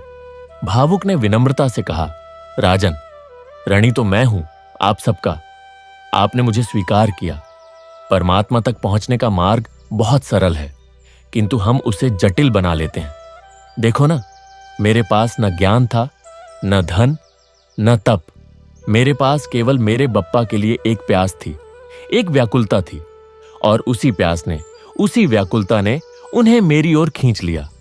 तुम सब भी ऐसा ही करो। अपने हृदय में उनके लिए प्रेम जगाओ। उन्हें याद करो। उनसे कुछ मांगो मत, केवल उनसे प्रेम करो और देखो, वे स्वयं तुम्हारे पास दौड़े चले आएंगे। यह कहकर भावुक ने उन सबको आशीर्वाद दिया। फिर उसने गणेश जी की मूर्ति की ओर मुड़कर देखा। मूर्ति में एक बार फिर से वही दिव्य ज्योति प्रकट हुई और भावुक उस ज्योति में विलीन हो गया। किंतु इस बार विलीन होने से पहले उसने अपने हाथ से कुछ संकेत किए, मानो कह रहा हो, मैं हमेशा तुम्हारे साथ हूं। उस दिन के बाद से उस मंदिर में और भी अधिक चमत्कार होने लगे। जो भी भक्त सच्चे मन से वहां आता, उसे गणेश जी के दर्शन तो होते ही कभी कभी उसे भावुक की छाया भी दिखाई देती और उस छाया से उसे एक अद्भुत शांति और साहस मिलता। लोग दूर दूर से उस मंदिर में आने लगे। केवल कर्मपुर से ही नहीं, बल्कि समस्त भारतवर्ष से श्रद्धालु वहां आते और घंटों ध्यान में बैठे रहते। समय बीतता गया। राजा पुण्यगर्व ने भी इस नश्वर शरीर का त्याग कर दिया। कहा जाता है कि उनके अंतिम समय में उनके सामने भावुक प्रकट हुआ और उन्हें लेने के लिए एक दिव्य विमान लेकर आया। राजा भावुक के साथ उस विमान पर बैठकर गणेश लोक को चले गए। उनके तीनों पुत्रों ने भी सुयोग्य राजा बनकर राज्य किया और अंततः वे भी उसी मंदिर में समाधि लेकर गणेश जी के परम धाम को प्राप्त हुए। किंतु वह मंदिर आज भी वहां स्थित है। यदि तुम कभी उस पवित्र भूमि पर जाओ जहां कभी कर्मपुर हुआ करता था, तो तुम्हें वह मंदिर आज भी मिलेगा। वह मंदिर काल के प्रभाव से अप्रभावित है। उसकी दीवारों पर वही पुराने शिलालेख हैं, उसके शिखर पर वही ध्वजा फहराती है। और यदि तुम सच्चे मन से, बिना किसी लालच के, केवल प्रेम से वहां जाओगे, तो तुम्हें भी गणेश जी के चरणों में एक वृद्ध की छाया दिखाई दे सकती है, जो बैठा है और जिसकी आंखों से प्रेम के आंसू बह रहे हैं। वह कोई और नहीं, हमारा भावुक है। और फिर भी कथा यहीं समाप्त नहीं होती, क्योंकि जब तक कोई एक भी प्राणी है जो सच्चे मन से गणेश जी को पुकारता है, तब तक भावुक की वह छाया उस मंदिर में मौजूद रहेगी और उनके आंसुओं की धारा अविरल बहती रहेगी। एक दिन की बात है, उस मंदिर में एक युवक आया। वह युवक बहुत पढ़ा लिखा था। नाम था उसका संशय। उसने वेद पुराण सब पढ़ लिए थे, किंतु जितना पढ़ता था उसका संशय उतना ही गहरा होता जाता था। उसे किसी बात पर विश्वास नहीं होता था। वह कहता, ये सब कहानियां हैं, मिथक हैं, भगवान कहाँ है, किसी ने देखा है? वह सबूत मांगता था, प्रमाण मांगता था। वह तर्क से हर बात को काट देता था। संशय उस मंदिर में इसलिए आया क्योंकि उसने सुना था कि यहां एक वृद्ध की छाया दिखाई देती है। वह उस छाया को देखना चाहता था, उसे कैमरे में कैद करना चाहता था, उसे साबित करना चाहता था कि या तो यह कोई भ्रम है या कोई धोखा। वह अपने साथ एक आधुनिक कैमरा लाया था और भी बहुत से उपकरण। वह मंदिर के गर्भगृह में घुसा। उसने चारों ओर देखा। गणेश जी की मूर्ति थी, सामने दीपक जल रहा था, फूल चढ़े थे, किंतु वहां कोई छाया नहीं थी, कोई वृद्ध नहीं था। वह घंटों बैठा रहा, अपने कैमरे से हजारों तस्वीरें लीं, किंतु उसे कुछ नहीं मिला। उसे क्रोध आ गया। वह बोला, यह सब झूठ है, यहां कुछ नहीं है, लोगों को धोखा दिया जाता है। वह जाने लगा। तभी उसे पीछे से एक धीमी सी आवाज सुनाई दी। आवाज बहुत क्षीण थी, मानो किसी वृद्ध के होंठों से निकल रही हो। आवाज आ रही थी, बेटा इंतजार कर, बैठ जा, थोड़ा ठहर जा। संशय ने घूमकर देखा, वहां कोई नहीं था। वह समझ गया कि उसे भ्रम हो रहा है, किंतु फिर वही आवाज आई, मैं तुझसे कह रहा हूं बेटा, बैठ जा, आंखें बंद कर। तू अपने दिमाग से देख रहा है, इसलिए तुझे कुछ नहीं दिखता। दिल से देखने की कोशिश कर। संशय ठिठक गया। उसने सोचा, यह कौन बोल रहा है? उसने पुजारी से पूछा। पुजारी ने कहा, बाबा यहां तो कोई नहीं है। तुम्हें क्या सुनाई दिया? संशय ने कहा, कोई वृद्ध मुझसे बात कर रहा है। पुजारी मुस्कुराया, बाबा वही तो भावुक हैं, वे तुमसे बात कर रहे हैं, बैठो, ध्यान लगाओ। संशय का दिमाग यह सब मानने से इनकार कर रहा था, किंतु उसके हृदय में एक अजीब सी खिंचाव थी। वह वहीं बैठ गया। उसने अपनी आंखें बंद कर लीं। पहले तो उसके दिमाग में हजारों विचार आए। यह सब मूर्खता है, मैं यहां क्यों बैठा हूं, यह समय की बर्बादी है। किंतु धीरे धीरे उसने उन विचारों को जाने दिया। वह केवल उस आवाज पर ध्यान केंद्रित करने लगा जो उसे सुनाई दी थी। और फिर धीरे धीरे उसे एक अनुभूति हुई। उसे लगा मानो उसके भीतर कोई गर्माहट फैल रही हो, मानो कोई उसके सिर पर हाथ रख रहा हो। उसने आंखें खोली। सामने गणेश जी की मूर्ति के चरणों में एक धुंधली सी छाया बैठी थी। वह छाया धीरे धीरे स्पष्ट होती गई और फिर उसने देखा एक वृद्ध फटे वस्त्रों में, उसकी गोद में एक छोटी सी पोटली और उसकी आंखों से अश्रुधारा बह रही थी। वह वृद्ध मुस्कुरा रहा था और उसकी आंखों में इतना प्रेम था, इतनी करुणा थी कि संशय का सारा संशय, सारा तर्क, सारा ज्ञान एक पल में धुल गया। संशय के नेत्रों से भी आंसू बहने लगे। वह पहली बार रो रहा था, किंतु ये आंसू दुहक के नहीं थे, ये तो उसके हृदय के पत्थर के पिघलने के आंसू थे। वह उठा और उस छाया की ओर बढ़ा, किंतु जैसे ही वह पास पहुंचा, छाया अंतर ध्यान हो गई। किंतु उसने एक बात सुन ली, बेटा अब तू संशय नहीं रहा, अब तू भक्त है, तेरे आंसू ही तेरी पहचान है। जा और दूसरों को भी यही रास्ता दिखा। संशय उस दिन के बाद से बदल गया। वह अब संशय नहीं रहा, वह विश्वास बन गया। उसने अपना सारा ज्ञान, अपनी सारी पढ़ाई, अपने सारे तर्क त्याग दिए। वह उसी मंदिर में रहने लगा। वह भावुक की छाया का ध्यान करता, उनके आंसुओं में खो जाता और धीरे धीरे उसकी आंखों से भी आंसू बहने लगते। एक दिन विश्वास ने देखा कि भावुक की छाया उसे इशारा कर रही है। वह उस इशारे पर चला। छाया उसे मंदिर के पीछे एक गुफा के पास ले गई। वह गुफा बहुत पुरानी थी। उसके मुंह पर बड़े बड़े पत्थर पड़े थे, छाया ने उन पत्थरों की ओर इशारा किया। विश्वास ने बड़ी मेहनत से उन पत्थरों को हटाया। गुफा का मुंह खुला। अंदर बिल्कुल अंधेरा था। विश्वास ने एक दीपक जलाया और अंदर गया। वहां उसे एक प्राचीन पांडुलिपि मिली जो ताड़ के पत्तों पर लिखी हुई थी। उस पर लिखा था, इस गुफा में वह रहस्य छिपा है जिसे जानकर तुम गणेश जी के सबसे निकट पहुंच जाओगे, किंतु यह रहस्य केवल उसी को दिखेगा जिसके आंसू सच्चे होंगे, जिसका प्रेम निष्कपट होगा। विश्वास ने आगे पढ़ा। उसमें लिखा था कि गणेश जी केवल बाहरी रूप से प्रसन्न होने वाले देवता नहीं हैं। उनका स्वरूप बहुत गहरा है। जो उनके एकदंत स्वरूप को समझ लेता है वह जीवन के सबसे बड़े रहस्य को समझ लेता है। एकदंत का अर्थ है एक दांत। यह एकता का प्रतीक है, अद्वैत का प्रतीक है। जब हमारे सारे द्वंद्व, सारे संशय, सारे भ्रम एक हो जाते हैं तब हम एक दंत को प्राप्त करते हैं। और एक दंत को प्राप्त करने का एक ही मार्ग है, प्रेम के आंसू। पांडुलिपि में आगे लिखा था, जो व्यक्ति आंसुओं से भगवान को पुकारता है वह उनके हृदय में उतर जाता है। आंसू भाषा नहीं मांगते, आंसू जाति नहीं देखते, आंसू धर्म नहीं पूछते। आंसू तो केवल हृदय की भाषा है और गणेश जी हृदय की भाषा समझते हैं। उनके लिए संस्कृत और प्राकृत में कोई अंतर नहीं। उनके लिए सोने और सूखी दूर्वा में कोई अंतर नहीं। उनके लिए तप और सेवा में कोई अंतर नहीं।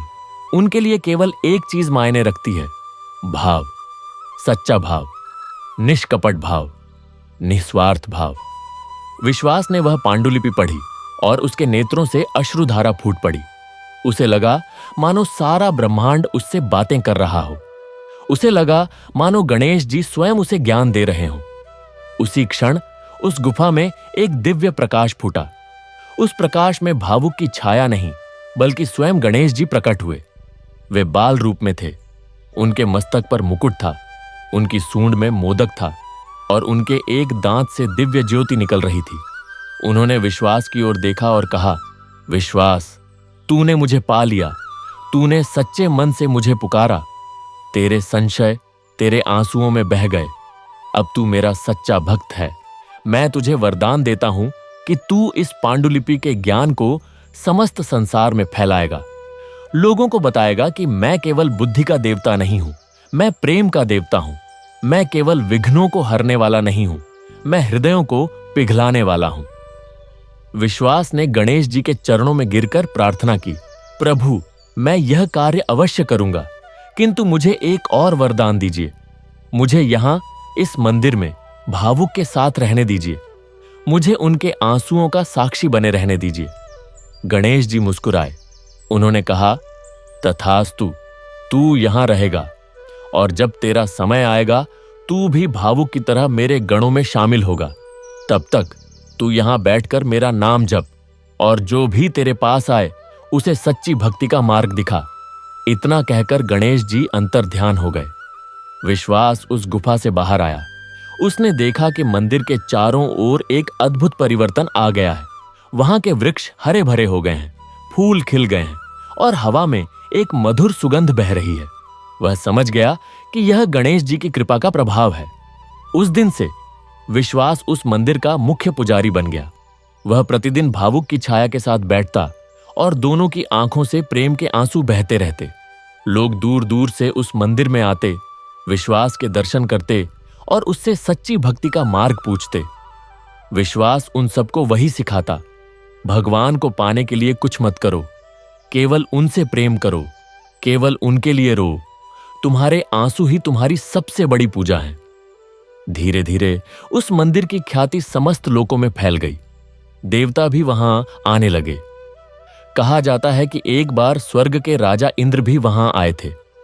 वे अपने ऐरावत हाथी पर सवार होकर आए थे, किंतु जब वे मंदिर के द्वार पर पहुंचे तो उनका ऐरावत आगे बढ़ने से रुक गया। इंद्र ने देखा कि मंदिर के द्वार पर एक छोटा सा चूहा बैठा है और ऐरावत उस चूहे के आगे घुटने टेक रहा है। इंद्र चकित रह गए। वह समझ गए कि यह चूहा कोई साधारण चूहा नहीं, गणेश जी का वाहन है। उन्होंने उस चूहे को प्रणाम किया और मंदिर में प्रवेश किया। मंदिर के अंदर इंद्र ने गणेश जी के दर्शन किए। उनके चरणों में एक वृद्ध बैठा था। जिसकी आंखों से आंसू बह रहे थे। इंद्र ने सोचा, यह कौन है जो भगवान के चरणों में इस प्रकार बैठा है। तभी गणेश जी ने कहा, इंद्र, यह मेरा परम भक्त है, भावुक। इसके आंसुओं ने मुझे बांध रखा है। इसके बिना मैं यहां अधूरा हूं। इंद्र चकित रह गए। उन्होंने सोचा, मैं स्वर्ग का राजा हूं। मैंने असंख्य यज्ञ किए हैं, असंख्य दान दिए हैं, किंतु भगवान ने मुझे कभी ऐसा सम्मान नहीं दिया जैसा इस गरीब वृद्ध को दे रहे हैं। उनका मन थोड़ा दुखी हुआ। गणेश जी ने उनके मन की बात जान ली। वे बोले, इंद्र, तुम यह मत सोचो कि तुमसे कम है। तुम्हारा स्थान स्वर्ग में है, तुम वहां के राजा हो, किंतु इस भावुक का स्थान मेरे हृदय में है। तुमने राजा बनकर राजधर्म निभाया है, यह बहुत बड़ी बात है, किंतु इसने भक्त बनकर भक्ति का सर्वोच्च शिखर छुआ है। इसे कुछ नहीं चाहिए, यह केवल मुझे चाहता है, इसीलिए यह मेरा सबसे प्रिय है। इंद्र समझ गए। उन्होंने भावुक को प्रणाम किया और कहा, धन्य हो तुम भावुक। तुमने मुझे सिखाया कि सच्चा सुख स्वर्ग में नहीं, भगवान के चरणों में है। सच्चा धन इंद्रासन नहीं, प्रेम के आंसू हैं। इंद्र के बाद और भी देवता वहां आए। ब्रह्मा जी आए, विष्णु जी आए, महादेव शिव जी स्वयं आए। कहा जाता है कि जब महादेव आए तो उन्होंने भावुक को देखकर कहा, यह मेरा पुत्र है। मेरे पुत्र के चरणों में बैठा यह भक्त मेरे लिए भी पूज्य है। और उन्होंने भावुक के सिर पर अपना हाथ रखा। भावुक उस दिन इतना धन्य हो गया कि उसकी आंखों से आंसुओं की धारा और भी अधिक बहने लगी। वे आंसू गंगा की तरह पवित्र हो गए और कहा जाता है कि उन्हीं आंसुओं से एक छोटी सी सरिता बह निकली, जो आज भी उस मंदिर के पास बहती है। लोग उसे भावुक गंगा कहते हैं। कहते हैं कि उस सरिता में डुबकी लगाने से मन के सारे मैल धुल जाते हैं और हृदय में प्रेम का उदय होता है। समय बीतता गया। विश्वास ने भी वही किया जो भावुक ने किया था। वह प्रतिदिन गणेश जी के चरणों में बैठता और प्रेम के आंसू बहाता। धीरे धीरे उसकी आयु बढ़ती गई। एक दिन उसे भी वही दिव्य आवाज सुनाई दी जो भावुक को सुनाई दी थी। विश्वास, आज तेरा समय आ गया है। आज तू मेरे गणों में शामिल होगा। विश्वास ने प्रसन्नता से सिर झुका लिया। उसने अंतिम बार गणेश जी के दर्शन किए, अंतिम बार भावुक की छाया को देखा और फिर उसकी आत्मा ने शरीर त्याग दिया। उसके शरीर के सामने भी वैसा ही दिव्य प्रकाश प्रकट हुआ जैसा भावुक के समय प्रकट हुआ था, और विश्वास भी उस प्रकाश में विलीन हो गया। अब उस मंदिर में दो छायाएं दिखाई देने लगीं, एक वृद्ध भावुक की और एक युवा विश्वास की। दोनों गणेश जी के चरणों में बैठे होते और दोनों की आंखों से प्रेम के आंसुओं की धारा अविरल बहती रहती। यह दृश्य देखकर भक्तों की भक्ति और भी गहरी हो जाती। वे समझ जाते कि सच्ची भक्ति का मार्ग कभी नहीं मिटता, वह युगों युगों तक चलता रहता है। और फिर भी कथा यहीं समाप्त नहीं होती, क्योंकि एक और व्यक्ति आया, फिर एक और एक और। हर कोई जो सच्चे मन से बिना किसी अपेक्षा के केवल प्रेम से उस मंदिर में आया, उसे वहां कुछ न कुछ अवश्य मिला। किसी को भावुक की छाया दिखी, किसी को विश्वास की, किसी को दोनों की, और किसी को स्वयं गणेश जी के दर्शन हुए। किंतु एक बात हमेशा समान रही, उन सबके हृदय पिघले, उन सबकी आंखों से आंसू बहे और उन सबका जीवन बदल गया। तो हे श्रोतागण, यह कथा कभी समाप्त नहीं होगी। जब तक यह संसार है, जब तक मनुष्य हैं, जब तक हृदय हैं, तब तक यह कथा चलती रहेगी। क्योंकि यह कथा केवल भावुक की नहीं है, यह कथा तुम्हारी है, मेरी है, हर उस व्यक्ति की है जिसने कभी सच्चे मन से भगवान को पुकारा है। गणपति बप्पा मोरया, गणपति बप्पा मोरया, गणपति बप्पा मोरया। प्रभु गणेश की महिमा अपार है। उनके एक दंत में वह शक्ति है जो हमारे सारे दुख, सारे संशय, सारे भ्रम को नष्ट कर सकती है। उनके आंसुओं से पिघलने वाले स्वरूप में वह करुणा है जो हम सबको अपना लेती है। उनके गजानन रूप में वह गरिमा है जो हम सबको अपने भीतर झांकने की प्रेरणा देती है। आओ हम सब मिलकर उनसे प्रार्थना करें। हे एकदंत, हे लंबोदर, हे गजानन, हम सबको सच्ची भक्ति का वरदान दो। हमारे हृदयों से अहंकार, दंभ, कपट, ईर्ष्या, लोभ, मोह, क्रोध, इन सबको दूर करो। हमारे हृदयों में केवल प्रेम रहने दो, केवल करुणा रहने दो, केवल सेवा का भाव रहने दो। हमें भावुक जैसी सरलता दो, विश्वास जैसी श्रद्धा दो। हमारी आंखों में भी वे आंसू दो जो तुम्हें पिघला दें। हमारे हृदय में भी वह पुकार दो जो तुम्हें हमारे पास खींच लाए। गणपति बप्पा मोरया, गणपति बप्पा मोरया, गणपति बप्पा मोरया। और यह कथा अभी समाप्त नहीं हुई है, क्योंकि अभी अभी इस समय, इस क्षण जब तुम यह सुन रहे हो, उस मंदिर में कुछ घटित हो रहा है। वहां गणेश जी के चरणों में भावुक और विश्वास बैठे हैं। उनके सामने एक नया व्यक्ति आया है। वह बहुत परेशान है, उसका जीवन दुखों से भरा है। वह बहुत रोया है, किंतु उसके रोने में अब भी एक शिकायत है, एक मांग है। वह कह रहा है, हे गणेश, तुमने मेरे साथ ऐसा क्यों किया? मैंने तो तुम्हें इतना माना, इतनी पूजा की, फिर भी मेरे जीवन में दुख ही दुख है। भावुक और विश्वास उसे देख रहे हैं। वे मुस्कुरा रहे हैं। उन्हें पता है कि यह व्यक्ति अभी सच्ची भक्ति की ओर पहला कदम बढ़ा रहा है। उसके रोने में शिकायत है, मांग है, किंतु कम से कम वह रो तो रहा है। ये आंसू ही उसे एक दिन सच्चे मार्ग पर ले जाएंगे। वे दोनों उस पर करुणा दृष्टि डाल रहे हैं। और ऊपर गणेश जी की मूर्ति में एक हलचल है। उनकी आंखें नम हो रही हैं। वे भी उस व्यक्ति के आंसुओं से पिघल रहे हैं। थोड़ी ही देर में वे उसे दर्शन देंगे। थोड़ी ही देर में उसका जीवन बदल जाएगा। देखो, यह चमत्कार अभी हो रहा है। यह कोई पुरानी कथा नहीं है। यह घटित हो रहा है इसी समय, इसी क्षण। और तुम भी यदि चाहो तो इस चमत्कार का भागी बन सकते हो। बस एक बार सच्चे मन से, बिना किसी लालच के, केवल प्रेम से, केवल व्याकुलता से पुकारो, ओ मेरे बप्पा, ओ मेरे एकदंत, ओ मेरे गजानन। और देखो, वे आ रहे हैं। वे तुम्हारे पास आ रहे हैं। उनके एकदंत से नई दिव्य ज्योति निकल रही है, जो तुम्हारे जीवन के सारे अंधकार को मिटा देगी। उनकी सूंड में मोदक नहीं, तुम्हारे लिए वरदान है। उनके चरणों से निकल रही गंगा तुम्हारे सारे पाप धो देगी। और उनके पीछे भावुक और विश्वास खड़े हैं, तुम्हारा स्वागत करने के लिए, तुम्हें अपने में शामिल करने के लिए।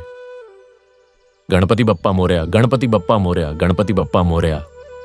और इस प्रकार यह कथा अनंत काल तक चलती रहेगी। हर युग में कोई न कोई भावुक जन्म लेगा, जो केवल प्रेम के आंसुओं से गणेश जी को पिघला लाएगा।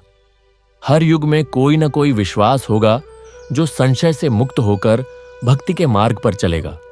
और हर युग में गणेश जी का वही एकदंत स्वरूप, वही करुणामयी मूर्ति अपने भक्तों की पुकार सुनने के लिए तत्पर रहेगी।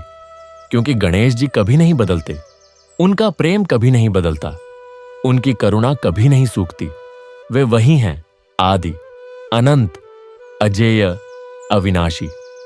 वे वही हैं, प्रथम पूज्य, विघ्नहर्ता, सिद्धिदाता, बुद्धि के देवता। और वे वही हैं, भावुक के बप्पा, विश्वास के प्रभु, तुम्हारे मेरे अपने। तो आओ फिर से एक बार मिलकर उनका नाम लें, गणपति बप्पा मोरया, गणपति बप्पा मोरया, गणपति बप्पा मोरया। और यह कथा अभी समाप्त नहीं हुई, क्योंकि कथा तो चलती ही रहेगी। जब तक तुम सुन रहे हो तब तक यह कथा जीवित है। और जब तुम सुनना बंद करोगे तब भी यह कथा कहीं ना कहीं, किसी न किसी रूप में, किसी न किसी के हृदय में चलती रहेगी। क्योंकि यह कथा केवल शब्दों की माला नहीं है। यह कथा तो हृदय की धड़कन है, आत्मा की पुकार है, प्रेम का सागर है। और यह सुनकर कि कथा समाप्त नहीं होती, उन श्रोताओं के मन में एक जिज्ञासा जागी, एक प्यास जागी, और वे और भी ध्यान से सुनने लगे। उन्होंने देखा कि कथावाचक की आंखों से भी आंसू बह रहे हैं, और उनके स्वर में वही करुणा है, वही गहराई है जो भावुक के स्वर में थी। तो फिर कथा को आगे बढ़ाते हैं, क्योंकि कथा का यह सिलसिला कभी रुकता नहीं। उस मंदिर में अब 2 नहीं 3 छायाएं दिखाई देने लगी, भावुक, विश्वास, और अब एक और नया नाम जुड़ गया था, करुण। करुण उसी गांव का रहने वाला था जहां वह मंदिर था। वह एक बहुत ही दयालु और संवेदनशील युवक था। उसे किसी का भी दुख देखा नहीं जाता था। वह जब छोटा था तो एक बार उसने देखा कि एक चिड़िया के बच्चे घोंसले से गिर गए हैं। वह उन्हें उठाकर वापस घोंसले में रखने की कोशिश कर रहा था, किंतु घोंसला बहुत ऊंचा था। वह घंटों वहां बैठा रोता रहा जब तक कि किसी बड़े ने आकर उन बच्चों को घोंसले में नहीं रख दिया। उसकी मां कहती थी, बेटा तू इतना रोता क्यों है? तो वह कहता, मां, उनके दर्द से मेरा दिल भर आता है। जैसे जैसे करुण बड़ा हुआ, उसकी यह संवेदनशीलता और गहरी होती गई। वह किसी को भूखा नहीं देख सकता था, किसी को बीमार नहीं देख सकता था। वह अपनी कमाई का अधिकांश हिस्सा दूसरों पर खर्च कर देता था। उसके पास अपने लिए बहुत कम बचता था। लोग उसे पागल समझते थे, किंतु वह अपनी इस पागलपन पर बहुत खुश था। एक दिन करुण उस मंदिर में गया। उसने गणेश जी के दर्शन किए और फिर वहीं बैठ गया। उसने देखा कि उसके बगल में एक वृद्ध बैठा है, जिसकी आंखों से आंसू बह रहे हैं। वह वृद्ध बहुत ही साधारण कपड़े पहने था। उसके चेहरे पर अद्भुत शांति थी। करुण ने सोचा, यह बाबा क्यों रो रहे हैं? क्या इन्हें कोई दुख है? वह उनके पास गया और बोला, बाबा, आप क्यों रो रहे हैं? क्या मैं आपकी कुछ सहायता कर सकता हूं? उस वृद्ध ने अपनी आंखें खोलीं और करुण की ओर देखा। वह मुस्कुराया और बोला, बेटा, मैं दुख से नहीं रो रहा हूं, मैं प्रेम से रो रहा हूं। मेरे ये आंसू मेरे बप्पा के लिए हैं। मैं उन्हें देखकर रो रहा हूं। करुण ने कहा, कौन है आपके बप्पा? वृद्ध ने गणेश जी की मूर्ति की ओर इशारा किया। करुण चकित रह गया। उसने कहा, बाबा, यह तो मूर्ति है, यह तो पत्थर है। वृद्ध ने कहा, बेटा, तू अब भी बहुत छोटा है। तूने दुनिया को बाहर से देखा है, अंदर से नहीं। यह मूर्ति नहीं है, यह मेरा बप्पा है। यह पत्थर नहीं है, यह प्रेम का सागर है। जब तू भी मेरी तरह प्रेम करना सीख जाएगा तो तुझे भी यह पत्थर में नहीं बल्कि हर कण में बसता हुआ दिखेगा। करुण को बड़ा अजीब लगा। वह सोचने लगा, यह बाबा पागल हैं। किंतु उस बाबा के चेहरे पर जो शांति थी, जो प्रेम था, वह उसे बहुत आकर्षित कर रहा था। वह उनके पास बैठ गया। धीरे धीरे वह प्रतिदिन उस मंदिर में आने लगा और उस बाबा के पास बैठने लगा। उस बाबा ने उसे बताया कि वह कोई और नहीं, भावुक की छाया है, जो गणेश जी के चरणों में सदा विराजमान है। करुण को पहले तो विश्वास नहीं हुआ, किंतु धीरे धीरे उसने अपनी आंखों से चमत्कार देखे। उसने देखा कि जब भी कोई भक्त सच्चे मन से आता है, उस बाबा के आंसू और भी अधिक बहने लगते हैं और उन आंसुओं से एक दिव्य प्रकाश निकलता है, जो उस भक्त के सारे दुख दूर कर देता है। करुण ने पूछा, बाबा, आपके आंसुओं में इतनी शक्ति कैसे है? भावुक ने कहा, बेटा, आंसुओं में कोई शक्ति नहीं होती। शक्ति तो प्रेम में होती है। ये आंसू तो केवल उस प्रेम की निशानी है। जब तुम किसी से सच्चा प्रेम करते हो तो वह प्रेम ही तुम्हारे आंसुओं के रूप में बहता है, और जब यह प्रेम भगवान तक पहुंचता है तो वह पिघल जाते हैं। बस इतनी सी बात है। करुण समझ गया। उसने सीख लिया कि सच्चा प्रेम ही सबसे बड़ा मंत्र है, सबसे बड़ा दान है, सबसे बड़ा तप है। वह भी प्रतिदिन उस मंदिर में आने लगा और भावुक के साथ बैठकर गणेश जी का ध्यान करने लगा। धीरे धीरे उसकी आंखों से भी आंसू बहने लगे। पहले तो बहुत कम, फिर थोड़े और फिर एक दिन ऐसा आया कि उसकी आंखों से अविरल धारा बहने लगी। वह आंसू रोक नहीं पा रहा था। वह आंसू उसके हृदय से निकल रहे थे, उसके प्रेम से निकल रहे थे, उसकी आत्मा से निकल रहे थे। उस दिन भावुक ने उसे देखा और मुस्कुराया। उन्होंने कहा, बेटा, आज तूने सच्ची भक्ति का पहला कदम रखा है। आज तू सच्चे अर्थों में मेरा शिष्य हुआ। और फिर एक दिन भावुक ने करुण को बुलाया और कहा, बेटा, अब मेरा समय आ गया है। मैं इस मंदिर में केवल एक छाया के रूप में नहीं, बल्कि पूर्ण रूप से गणेश जी के गणों में विलीन होने जा रहा हूं। मेरे जाने के बाद तू इस मंदिर की देखभाल करना। तू उन सबका मार्गदर्शन करना जो सच्ची भक्ति की खोज में यहां आएंगे। और याद रखना, सच्ची भक्ति का रहस्य केवल इतना है, प्रेम करो और वह प्रेम तुम्हारे आंसुओं के रूप में बहे। बस। यह कहकर भावुक की छाया धीरे धीरे पिघलने लगी और अंततः वह उस दिव्य ज्योति में विलीन हो गई जो गणेश जी की मूर्ति से निकल रही थी। उस समय पूरा मंदिर प्रकाशित हो गया था, मानो हजारों सूर्य एक साथ उदय हो गए हों। वहां उपस्थित सभी भक्तों ने यह चमत्कार देखा और उनके मुख से निकला, गणपति बप्पा मोरया। अब उस मंदिर में केवल एक छाया रह गई, करुण की। वह प्रतिदिन गणेश जी के चरणों में बैठता और उसकी आंखों से प्रेम के आंसुओं की धारा अविरल बहती रहती। लोग दूर दूर से उसके दर्शन के लिए आते। वे उसे आंसुओं के संत के नाम से पुकारते। करुण उन सबको वही सिखाता जो उसने भावुक से सीखा था। समय बीतता गया, करुण की आयु बढ़ती गई। उसके बाल सफेद हो गए, उसका शरीर कमजोर हो गया, किंतु उसकी आंखों से आंसुओं की धारा कभी नहीं सूखी। वह प्रतिदिन गणेश जी के चरणों में बैठता और रोता। उसके रोने में अब कोई दुख नहीं था, कोई मांग नहीं थी, केवल प्रेम था, केवल कृतज्ञता थी, केवल आनंद था। एक दिन करुण ने देखा कि उसके सामने एक छोटा बालक खड़ा है। वह बालक बहुत सुंदर था। उसके मस्तक पर मुकुट था, उसकी सूंड में मोदक था और उसका एक दांत टूटा हुआ था। करुण चकित रह गया। वह समझ गया कि यह कोई और नहीं, स्वयं गणेश जी हैं जो उसके सामने प्रकट हुए हैं। करुण उठना चाहता था, किंतु गणेश जी ने उसे रोक दिया। वे उसके पास आए, उसके सिर पर हाथ रखा और बोले, करुण, मैं तुमसे बहुत प्रसन्न हूं।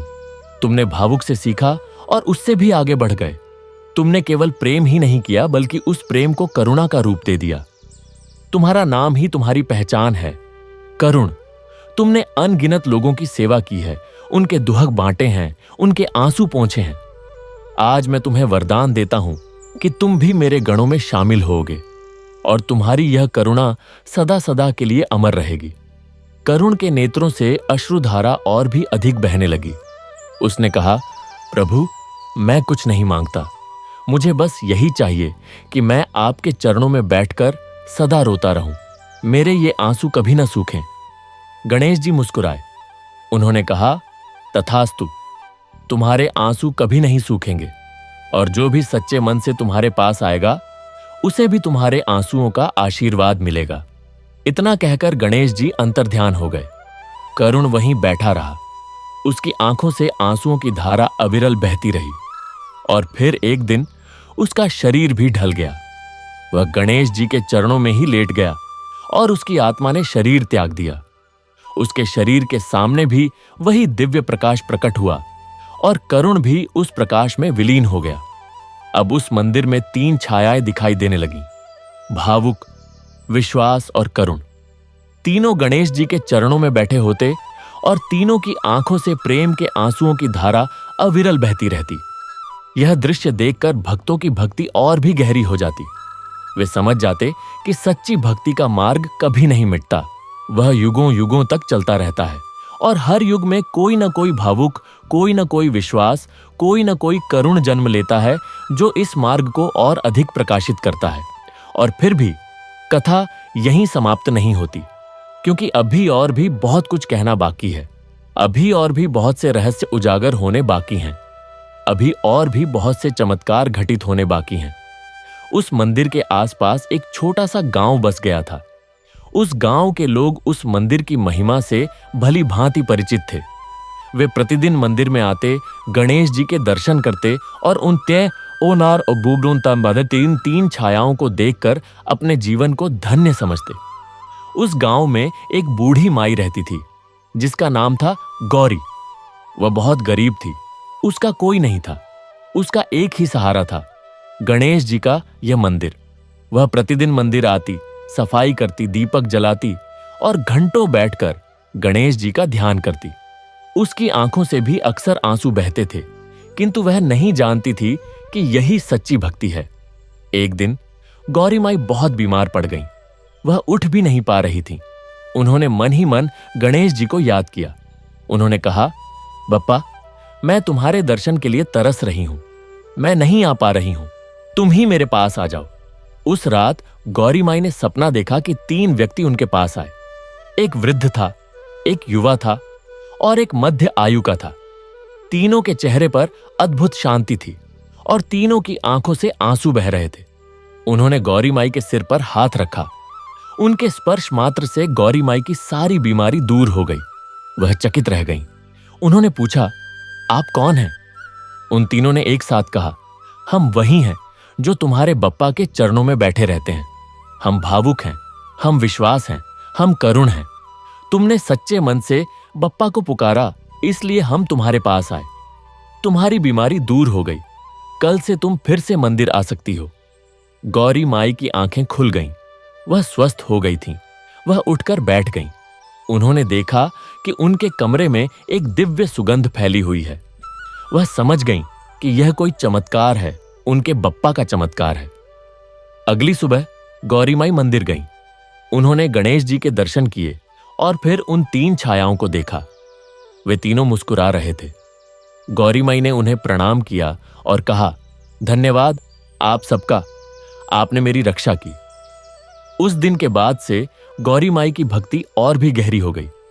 वह प्रतिदिन मंदिर आती और उन 3 छायाओं के साथ बैठकर गणेश जी का ध्यान करती। धीरे धीरे उसकी आंखों से भी आंसू बहने लगे। वह आंसू प्रेम के थे, कृतज्ञता के थे, आनंद के थे। एक दिन गौरी माई ने देखा कि उन 3 छायाओं के साथ एक चौथी छाया भी दिखाई देने लगी है। वह छाया एक स्त्री की थी, जिसके सिर पर घूंघट था और उसकी आंखों से भी आंसू बह रहे थे। गौरी माई समझ गईं कि यह उनकी ही छाया है, जो उनके जीवन काल में ही प्रकट होने लगी है। वह जान गईं कि एक दिन वह भी इन्हीं महान भक्तों के साथ गणेश जी के चरणों में सदा के लिए बैठ जाएंगी। और ऐसा ही हुआ।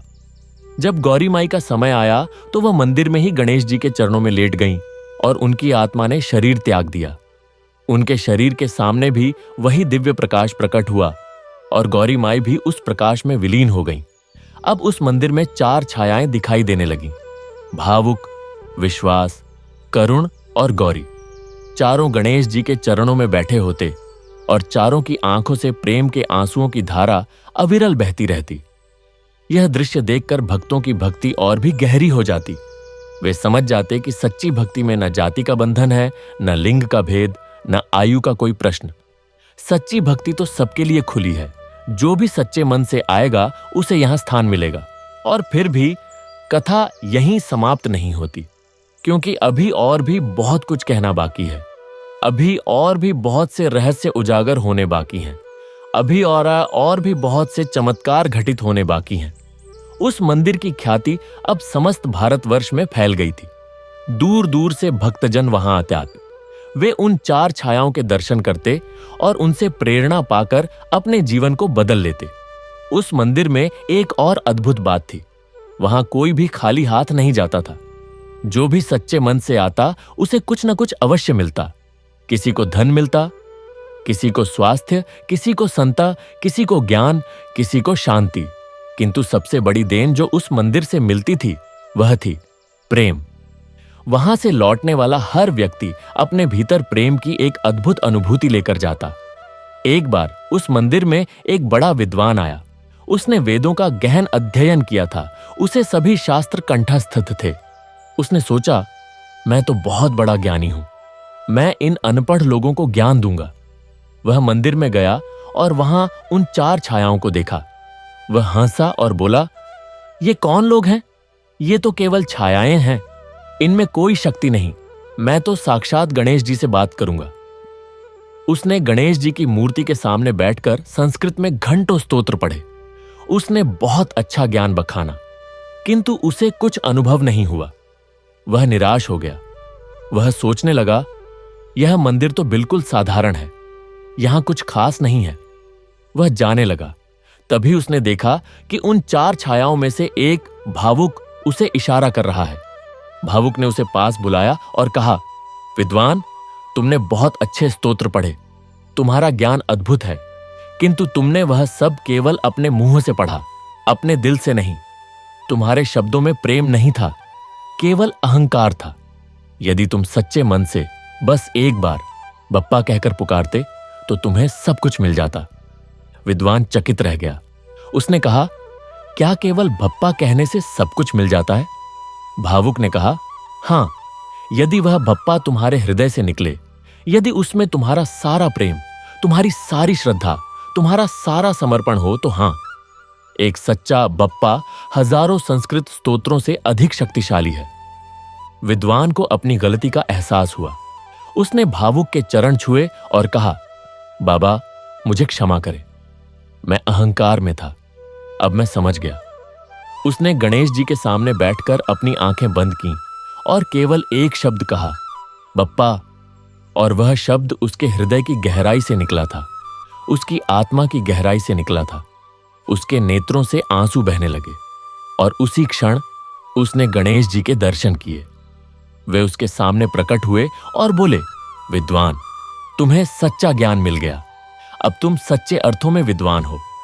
उस दिन के बाद से वह विद्वान भी उस मंदिर में रहने लगा। उसने अपना सारा पांडित्य त्याग दिया और केवल प्रेम की भाषा सीखी। धीरे धीरे उसकी आंखों से भी आंसू बहने लगे और एक दिन उसकी भी छाया उन चारों के साथ दिखाई देने लगी। अब वहां 5 छायाएं थीं और यह सिलसिला चलता ही रहा। एक के बाद एक अनगिनत भक्त आए, उन्होंने सच्ची भक्ति सीखी, उनके आंसू बहे और वे उन छायाओं में शामिल होते गए। वह मंदिर अब केवल एक मंदिर नहीं रहा, वह एक तीर्थ बन गया, एक ऐसा स्थान जहां भक्ति की अविरल गंगा बहती थी, जहां प्रेम का सागर उमड़ता था, जहां आंसुओं की वर्षा होती थी। किंतु सबसे आश्चर्यजनक बात यह थी कि उन छायाओं की संख्या बढ़ने के बावजूद उनमें कोई भीड़ नहीं थी, कोई अव्यवस्था नहीं थी। वे सब गणेश जी के चरणों में इस प्रकार बैठे रहते मानो वे सब एक ही हों, एक ही आत्मा के अलग अलग रूप हों, और उन सबकी आंखों से बहने वाले आंसुओं की धारा मिलकर एक विशाल सरिता बन गई, जो मंदिर के चारों ओर बहने लगी। उस सरिता का नाम रखा गया भक्ति गंगा। कहते हैं कि उस सरिता में स्नान करने से मनुष्य के सारे पाप धुल जाते हैं और उसके हृदय में प्रेम का उदय होता है। और आज भी यदि तुम उस पवित्र भूमि पर जाओ तो तुम्हें वह मंदिर मिलेगा। वह मंदिर काल के प्रभाव से अप्रभावित है। उसकी दीवारों पर वही पुराने शिलालेख हैं, उसके शिखर पर वही ध्वजा फहराती है। और यदि तुम सच्चे मन से, बिना किसी लालच के, केवल प्रेम से वहां जाओगे तो तुम्हें गणेश जी के चरणों में असंख्य छायाएं दिखाई देंगी, जो बैठी हैं और जिनकी आंखों से प्रेम के आंसू बह रहे हैं।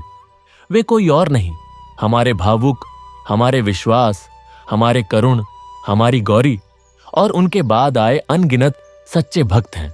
और उन अनगिनत सच्चे भक्तों की यह परंपरा कभी समाप्त नहीं होती। जैसे गंगा की धारा अविरल बहती है, वैसे ही भक्तों की यह श्रृंखला निरंतर चलती रहती है। हर युग में, हर काल में कोई न कोई ऐसा जन्म लेता है जो सांसारिक मोह माया से ऊपर उठकर केवल प्रेम के वशीभूत होकर गणेश जी के चरणों में आ बैठता है। उन्हीं में से एक थे सुमेध नाम के एक महान विद्वान। सुमेध ने जीवन भर अध्ययन किया था। वे चारों वेदों के पारंगत विद्वान थे। उन्होंने 18 पुराणों का गहन मंथन किया था। उन्हें उपनिषदों के रहस्य कंठस्थ थे। उनके पास अपार ज्ञान था और उस ज्ञान के कारण उनके मन में एक अद्भुत अहंकार भी था। वे सोचते थे, मैं सब कुछ जानता हूं, मुझसे बड़ा ज्ञानी इस संसार में कोई नहीं। एक दिन उनके मन में यह जिज्ञासा हुई कि वे उस प्रसिद्ध मंदिर में जाएं जहां गणेश जी के चरणों में असंख्य छायाएं बैठी रहती हैं। वे सोचते थे, मैं वहां जाऊंगा और उन छायाओं को देखूंगा। हो सकता है वे मुझसे कुछ ज्ञान की बातें करें। वे अपने शिष्यों के साथ उस मंदिर की ओर चल पड़े। रास्ता लंबा था, किंतु उनके पास विद्या का ऐसा खजाना था कि वे रास्ते भर शिष्यों को उपदेश देते रहे। वे कहते, देखो, यह श्लोक इस प्रकार है, इसका अर्थ यह है, इसकी व्याख्या इस प्रकार की जाती है। शिष्य सुनते रहे, किंतु उनके मन में केवल उस मंदिर के दर्शन की लालसा थी। आखिरकार एक संध्या के समय वे उस मंदिर के द्वार पर पहुंचे। सूर्य अस्त हो रहा था और उसकी लालिमा मंदिर के शिखर पर सोने का मुकुट सा चढ़ा रही थी। ध्वजा हवा में फहरा रही थी, मानो सबका स्वागत कर रही हो। सुमेध ने मंदिर के अंदर प्रवेश किया। उन्होंने गर्भगृह की ओर देखा। गणेश जी की मूर्ति के चरणों में असंख्य छायाएं बैठी थीं और उन सबकी आंखों से प्रेम के आंसुओं की धारा अविरल बह रही थी। सुमेध ने सोचा, ये सब तो केवल छायाएं हैं, इनसे मुझे क्या मिलेगा? मैं तो स्वयं गणेश जी से बात करूंगा। वे मूर्ति के समीप गए और जोर जोर से संस्कृत में स्तोत्र पाठ करने लगे। उन्होंने गणेश सहस्रनाम का पाठ किया, ऋग्वेद के सूक्तों का उच्चारण किया, उपनिषदों के मंत्रों का गान किया। उनकी वाणी इतनी मधुर थी, उनका उच्चारण इतना शुद्ध था कि वहां उपस्थित कुछ लोग मंत्रमुग्ध हो गए। किंतु उन असंख्य छायाओं पर इसका कोई प्रभाव नहीं पड़ा। वे वैसे ही बैठी रहीं, उनकी आंखों से आंसुओं की धारा वैसे ही बहती रही। सुमेध ने घंटों पाठ किया, रात बीत गई, सुबह हो गई, किंतु उन्हें कोई अनुभूति नहीं हुई, कोई दिव्य दर्शन नहीं हुए। वे निराश हो गए। वे सोचने लगे, यहां तो कुछ भी नहीं है, ये सब भ्रम है। वे मंदिर से बाहर जाने लगे। तभी उन्होंने देखा कि उन छायाओं में से एक भावुक उठकर उनके पास आ रहा है। भावुक ने उनके सामने खड़े होकर कहा, विद्वान, तुम बहुत थक गए हो, बहुत देर तक पाठ किया, किंतु तुमने जो कुछ भी कहा वह तुम्हारे मस्तिष्क से निकला, तुम्हारे हृदय से नहीं। तुम्हारे शब्दों में प्रेम नहीं था, केवल अहंकार था। तुम यह सब इसलिए कर रहे थे कि लोग तुम्हारी प्रशंसा करें कि तुम बड़े विद्वान साबित हो। सुमेध चकित रह गए। उन्होंने कहा, आप कैसे जानते हैं और आप कौन हैं? भावुक ने मुस्कुराते हुए कहा, मैं भावुक हूं, मैं कोई विद्वान नहीं हूं, मैं तो केवल प्रेम करना जानता हूं। मैंने अपने जीवन में कभी कोई शास्त्र नहीं पढ़ा, कोई मंत्र नहीं सीखा। मैंने तो केवल अपने बप्पा को पुकारा है और उनके लिए रोया हूं। और देखो, आज मैं यहां उनके चरणों में बैठा हूं। तुमने इतना ज्ञान अर्जित किया, इतने शास्त्र पढ़े, फिर भी तुम यहां खाली हाथ खड़े हो। क्यों? क्योंकि तुम्हारे पास प्रेम नहीं है। सुमेध के नेत्र खुल गए। उन्होंने अपने जीवन पर दृष्टि डाली। उन्होंने देखा कि उनका सारा ज्ञान कितना व्यर्थ है यदि उसमें प्रेम नहीं है। उनके नेत्रों से आंसू बहने लगे। वे भावुक के चरणों में गिर पड़े और बोले, बाबा, मुझे क्षमा करो। मैं अहंकार में डूबा हुआ था। मैं ज्ञान को ही सब कुछ समझ बैठा था। अब मैं समझ गया कि ज्ञान से बड़ा प्रेम है। कृपया मुझे सच्ची भक्ति का मार्ग दिखाओ। भावुक ने उन्हें उठाया और गले लगाया। उन्होंने कहा, बेटा, अब तुम सच्चे अर्थों में विद्वान हो। अब जाओ, गणेश जी के सामने बैठो और बस उनसे प्रेम करो। कुछ मत मांगो, कुछ मत कहो, बस उनके रूप में खो जाओ। सुमेध ने वैसा ही किया। वे गणेश जी की मूर्ति के सामने जा बैठे। उन्होंने अपनी आंखें बंद की और पहली बार उनके मन में कोई श्लोक नहीं था, कोई मंत्र नहीं था, केवल गणेश जी का स्वरूप था। वे उस स्वरूप में खो गए और धीरे धीरे उनकी आंखों से आंसू बहने लगे। वे आंसू बिल्कुल शुद्ध थे, बिल्कुल निर्मल थे। वे आंसू उनके हृदय से निकल रहे थे, उनकी आत्मा से निकल रहे थे। वे घंटों बैठे रहे। जब उन्होंने आंखें खोलीं तो उन्होंने देखा कि गणेश जी की मूर्ति में एक दिव्य ज्योति जल रही है और वह ज्योति उन्हें देखकर मुस्कुरा रही है। उन्होंने अपने भीतर एक अपार शांति का अनुभव किया, एक ऐसा सुख जो उन्होंने कभी नहीं भोगा था, चाहे उन्होंने कितने ही ग्रंथ क्यों न पढ़े हों। उस दिन के बाद से सुमेध भी उस मंदिर में रहने लगे। उन्होंने अपना सारा पांडित्य त्याग दिया, अपने सारे शास्त्रों को अलग रख दिया। वे प्रतिदिन गणेश जी के चरणों में बैठते और केवल प्रेम के आंसू बहाते। धीरे धीरे उनकी छाया भी उन असंख्य छायाओं में शामिल हो गई। समय बीतता गया। एक के बाद एक अनेक भक्त आए। कोई धनवान था, कोई निर्धन, कोई विद्वान था, कोई अनपढ़, कोई जवान था, कोई बूढ़ा, कोई पुरुष था, कोई स्त्री। सभी ने यहां आकर एक ही चीज सीखी, प्रेम करना। और सभी की आंखों से आंसुओं की धारा बही और सभी की छायाएं उन असंख्य छायाओं में शामिल हो गईं। एक दिन उस मंदिर में एक अंधा व्यक्ति आया। उसका नाम दिव्य था, किंतु वह जन्म से अंधा था।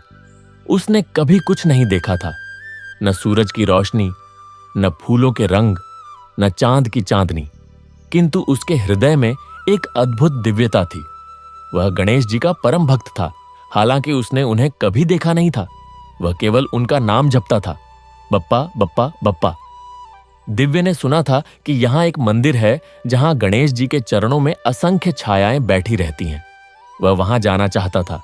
लोगों ने कहा, तुम अंधे हो, वहां कैसे जाओगे? उसने कहा, मुझे देखने की जरूरत नहीं, मुझे तो केवल बप्पा के पास जाना है। वह अकेले ही चल पड़ा। रास्ता बहुत कठिन था। वह लड़खड़ाता, गिरता, फिर उठता और आगे बढ़ जाता। उसे भूख लगी, प्यास लगी, किंतु वह नहीं रुका। वह बस यही कहता रहा, बप्पा, मैं आ रहा हूं। अंततः एक दिन वह उस मंदिर के द्वार पर पहुंच गया। उसने अंदर प्रवेश किया। उसे कुछ दिखाई नहीं दे रहा था, किंतु उसे एक अद्भुत अनुभूति हुई। उसे लगा मानो कोई उसे अपनी ओर खींच रहा हो। वह उस खिंचाव के पीछे चला गया और अंततः गणेश जी की मूर्ति के चरणों में जा पहुंचा। उसने वहां बैठकर अपने हाथ जोड़े और कहा, बप्पा, मैं नहीं जानता कि तुम कैसे दिखते हो। मैंने तुम्हें कभी देखा नहीं, किंतु मैं तुमसे बहुत प्रेम करता हूं। बस। उसके नेत्रों से आंसू बहने लगे। वे आंसू उसके गालों पर बह रहे थे और वह गणेश जी का नाम जप रहा था। और फिर एक चमत्कार हुआ। उस अंधे व्यक्ति की आंखों से जो आंसू बह रहे थे, उन आंसुओं में एक दिव्य ज्योति थी और उस ज्योति ने उसकी आंखों को स्पर्श किया। धीरे धीरे उसे कुछ धुंधला धुंधला दिखाई देने लगा। पहले तो केवल प्रकाश, फिर कुछ आकृतियां और फिर सब कुछ स्पष्ट। उसने पहली बार इस संसार को देखा। उसने सबसे पहले गणेश जी की मूर्ति देखी। उनका सुंदर मुख, उनकी बड़ी बड़ी आंखें, उनकी सूंड, उनका टूटा हुआ दांत। वह देखता ही रह गया। फिर उसने चारों ओर देखा। असंख्य छायाएं बैठी थीं और वे सब उसे प्रेम भरी दृष्टि से देख रही थीं। वे सब मुस्कुरा रही थीं। दिव्य समझ गया कि यह गणेश जी की कृपा है। वह रो पड़ा, इस बार आनंद के आंसू। उसने गणेश जी के चरणों में सिर रख दिया और कहा, बप्पा, अब मुझे और कुछ नहीं चाहिए। मैंने तुम्हें देख लिया, अब मैं यहीं रहूंगा। वह वहीं रह गया। अब वह प्रतिदिन गणेश जी के दर्शन करता, उन्हें निहारता और उनके लिए आंसू बहाता। और एक दिन उसकी छाया भी उन असंख्य छायाओं में शामिल हो गई। इस प्रकार वह मंदिर केवल एक पूजा स्थल नहीं रहा, वह एक जीवंत तीर्थ बन गया, जहां भक्ति की अविरल गंगा बहती थी, जहां प्रेम का सागर उमड़ता था, जहां आंसुओं की वर्षा होती थी। वहां आने वाला हर व्यक्ति, चाहे वह राजा हो या रंक, विद्वान हो या मूर्ख, अंधा हो या देखने वाला, सबको वहां एक ही चीज मिलती थी, प्रेम। और सबसे बड़ी बात, वहां आने वाला हर व्यक्ति सीख जाता था कि सच्ची भक्ति के लिए न ज्ञान चाहिए, न धन चाहिए, न बल चाहिए, केवल एक सच्चा हृदय चाहिए और उस हृदय से निकले हुए आंसू। और आज भी यदि तुम उस पवित्र भूमि पर जाओ तो तुम्हें वह मंदिर मिलेगा। वह मंदिर काल के प्रभाव से अप्रभावित है। उसकी दीवारों पर वही पुराने शिलालेख हैं, उसके शिखर पर वही ध्वजा फहराती है। और यदि तुम सच्चे मन से, बिना किसी लालच के, केवल प्रेम से वहां जाओगे तो तुम्हें गणेश जी के चरणों में असंख्य छायाएं दिखाई देंगी, जो बैठी हैं और जिनकी आंखों से प्रेम के आंसू बह रहे हैं। वे कोई और नहीं, हमारे भावुक, हमारे विश्वास, हमारे करुण, हमारी गौरी, हमारा ध्रुव, हमारी अनुराधा, वह राजा, सुमेध, दिव्य और उनके बाद आए अनगिनत सच्चे भक्त हैं। और यह सिलसिला अभी समाप्त नहीं हुआ है, क्योंकि अभी अभी इसी क्षण, इसी समय तुम में से किसी के हृदय में यह कथा उतर रही है। तुम में से किसी की आंखों से आंसू बह रहे हैं। तुम में से किसी का हृदय पिघल रहा है। तुम में से किसी के भीतर भावुक जाग रहा है। और जब तुम्हारे आंसू बहेंगे, जब तुम्हारा हृदय पिघलेगा, जब तुम्हारा भावुक जागेगा, तब तुम भी उन छायाओं में शामिल हो जाओगे। तब तुम भी गणेश जी के चरणों में बैठकर प्रेम के आंसू बहाओगे और तब यह कथा तुम्हारी कथा बन जाएगी। गणपति बप्पा मोरया, गणपति बप्पा मोरया, गणपति बप्पा मोरया। और अब भी कथा समाप्त नहीं हुई, क्योंकि कथा का तो कोई अंत ही नहीं है। यह कथा तो अनंत है। जैसे गणेश जी की महिमा अनंत है, जैसे प्रेम का सागर अनंत है, जैसे भक्ति का मार्ग अनंत है। तो आओ हम सब मिलकर इस कथा को और आगे बढ़ाएं। आओ हम सब मिलकर गणेश जी के चरणों में बैठें और अपने अपने आंसुओं से उन्हें सींचें। आओ हम सब मिलकर भावुक, विश्वास, करुण, गौरी, ध्रुव, अनुराधा, सुमेध दिव्य और उन अनगिनत भक्तों की तरह सच्ची भक्ति का मार्ग प्रशस्त करें। गणपति बप्पा मोरया, गणपति बप्पा मोरया, गणपति बप्पा मोरया। हरि AUM तत्सत। गणपति गुरुं वंदे। और ये कथा यहीं समाप्त नहीं होती। ये कथा तो चलती ही रहेगी, युगों युगों, सदियों सदियों, जन्मों जन्मों तक। और जब जब कोई सच्चा भक्त गणेश जी के चरणों में बैठकर प्रेम के आंसू बहाएगा, तब तब यह कथा और समृद्ध होगी और पवित्र होगी और अमर होगी। गणपति बप्पा मोरया, गणपति बप्पा मोरया, गणपति बप्पा मोरया। गुसी हरि AUM।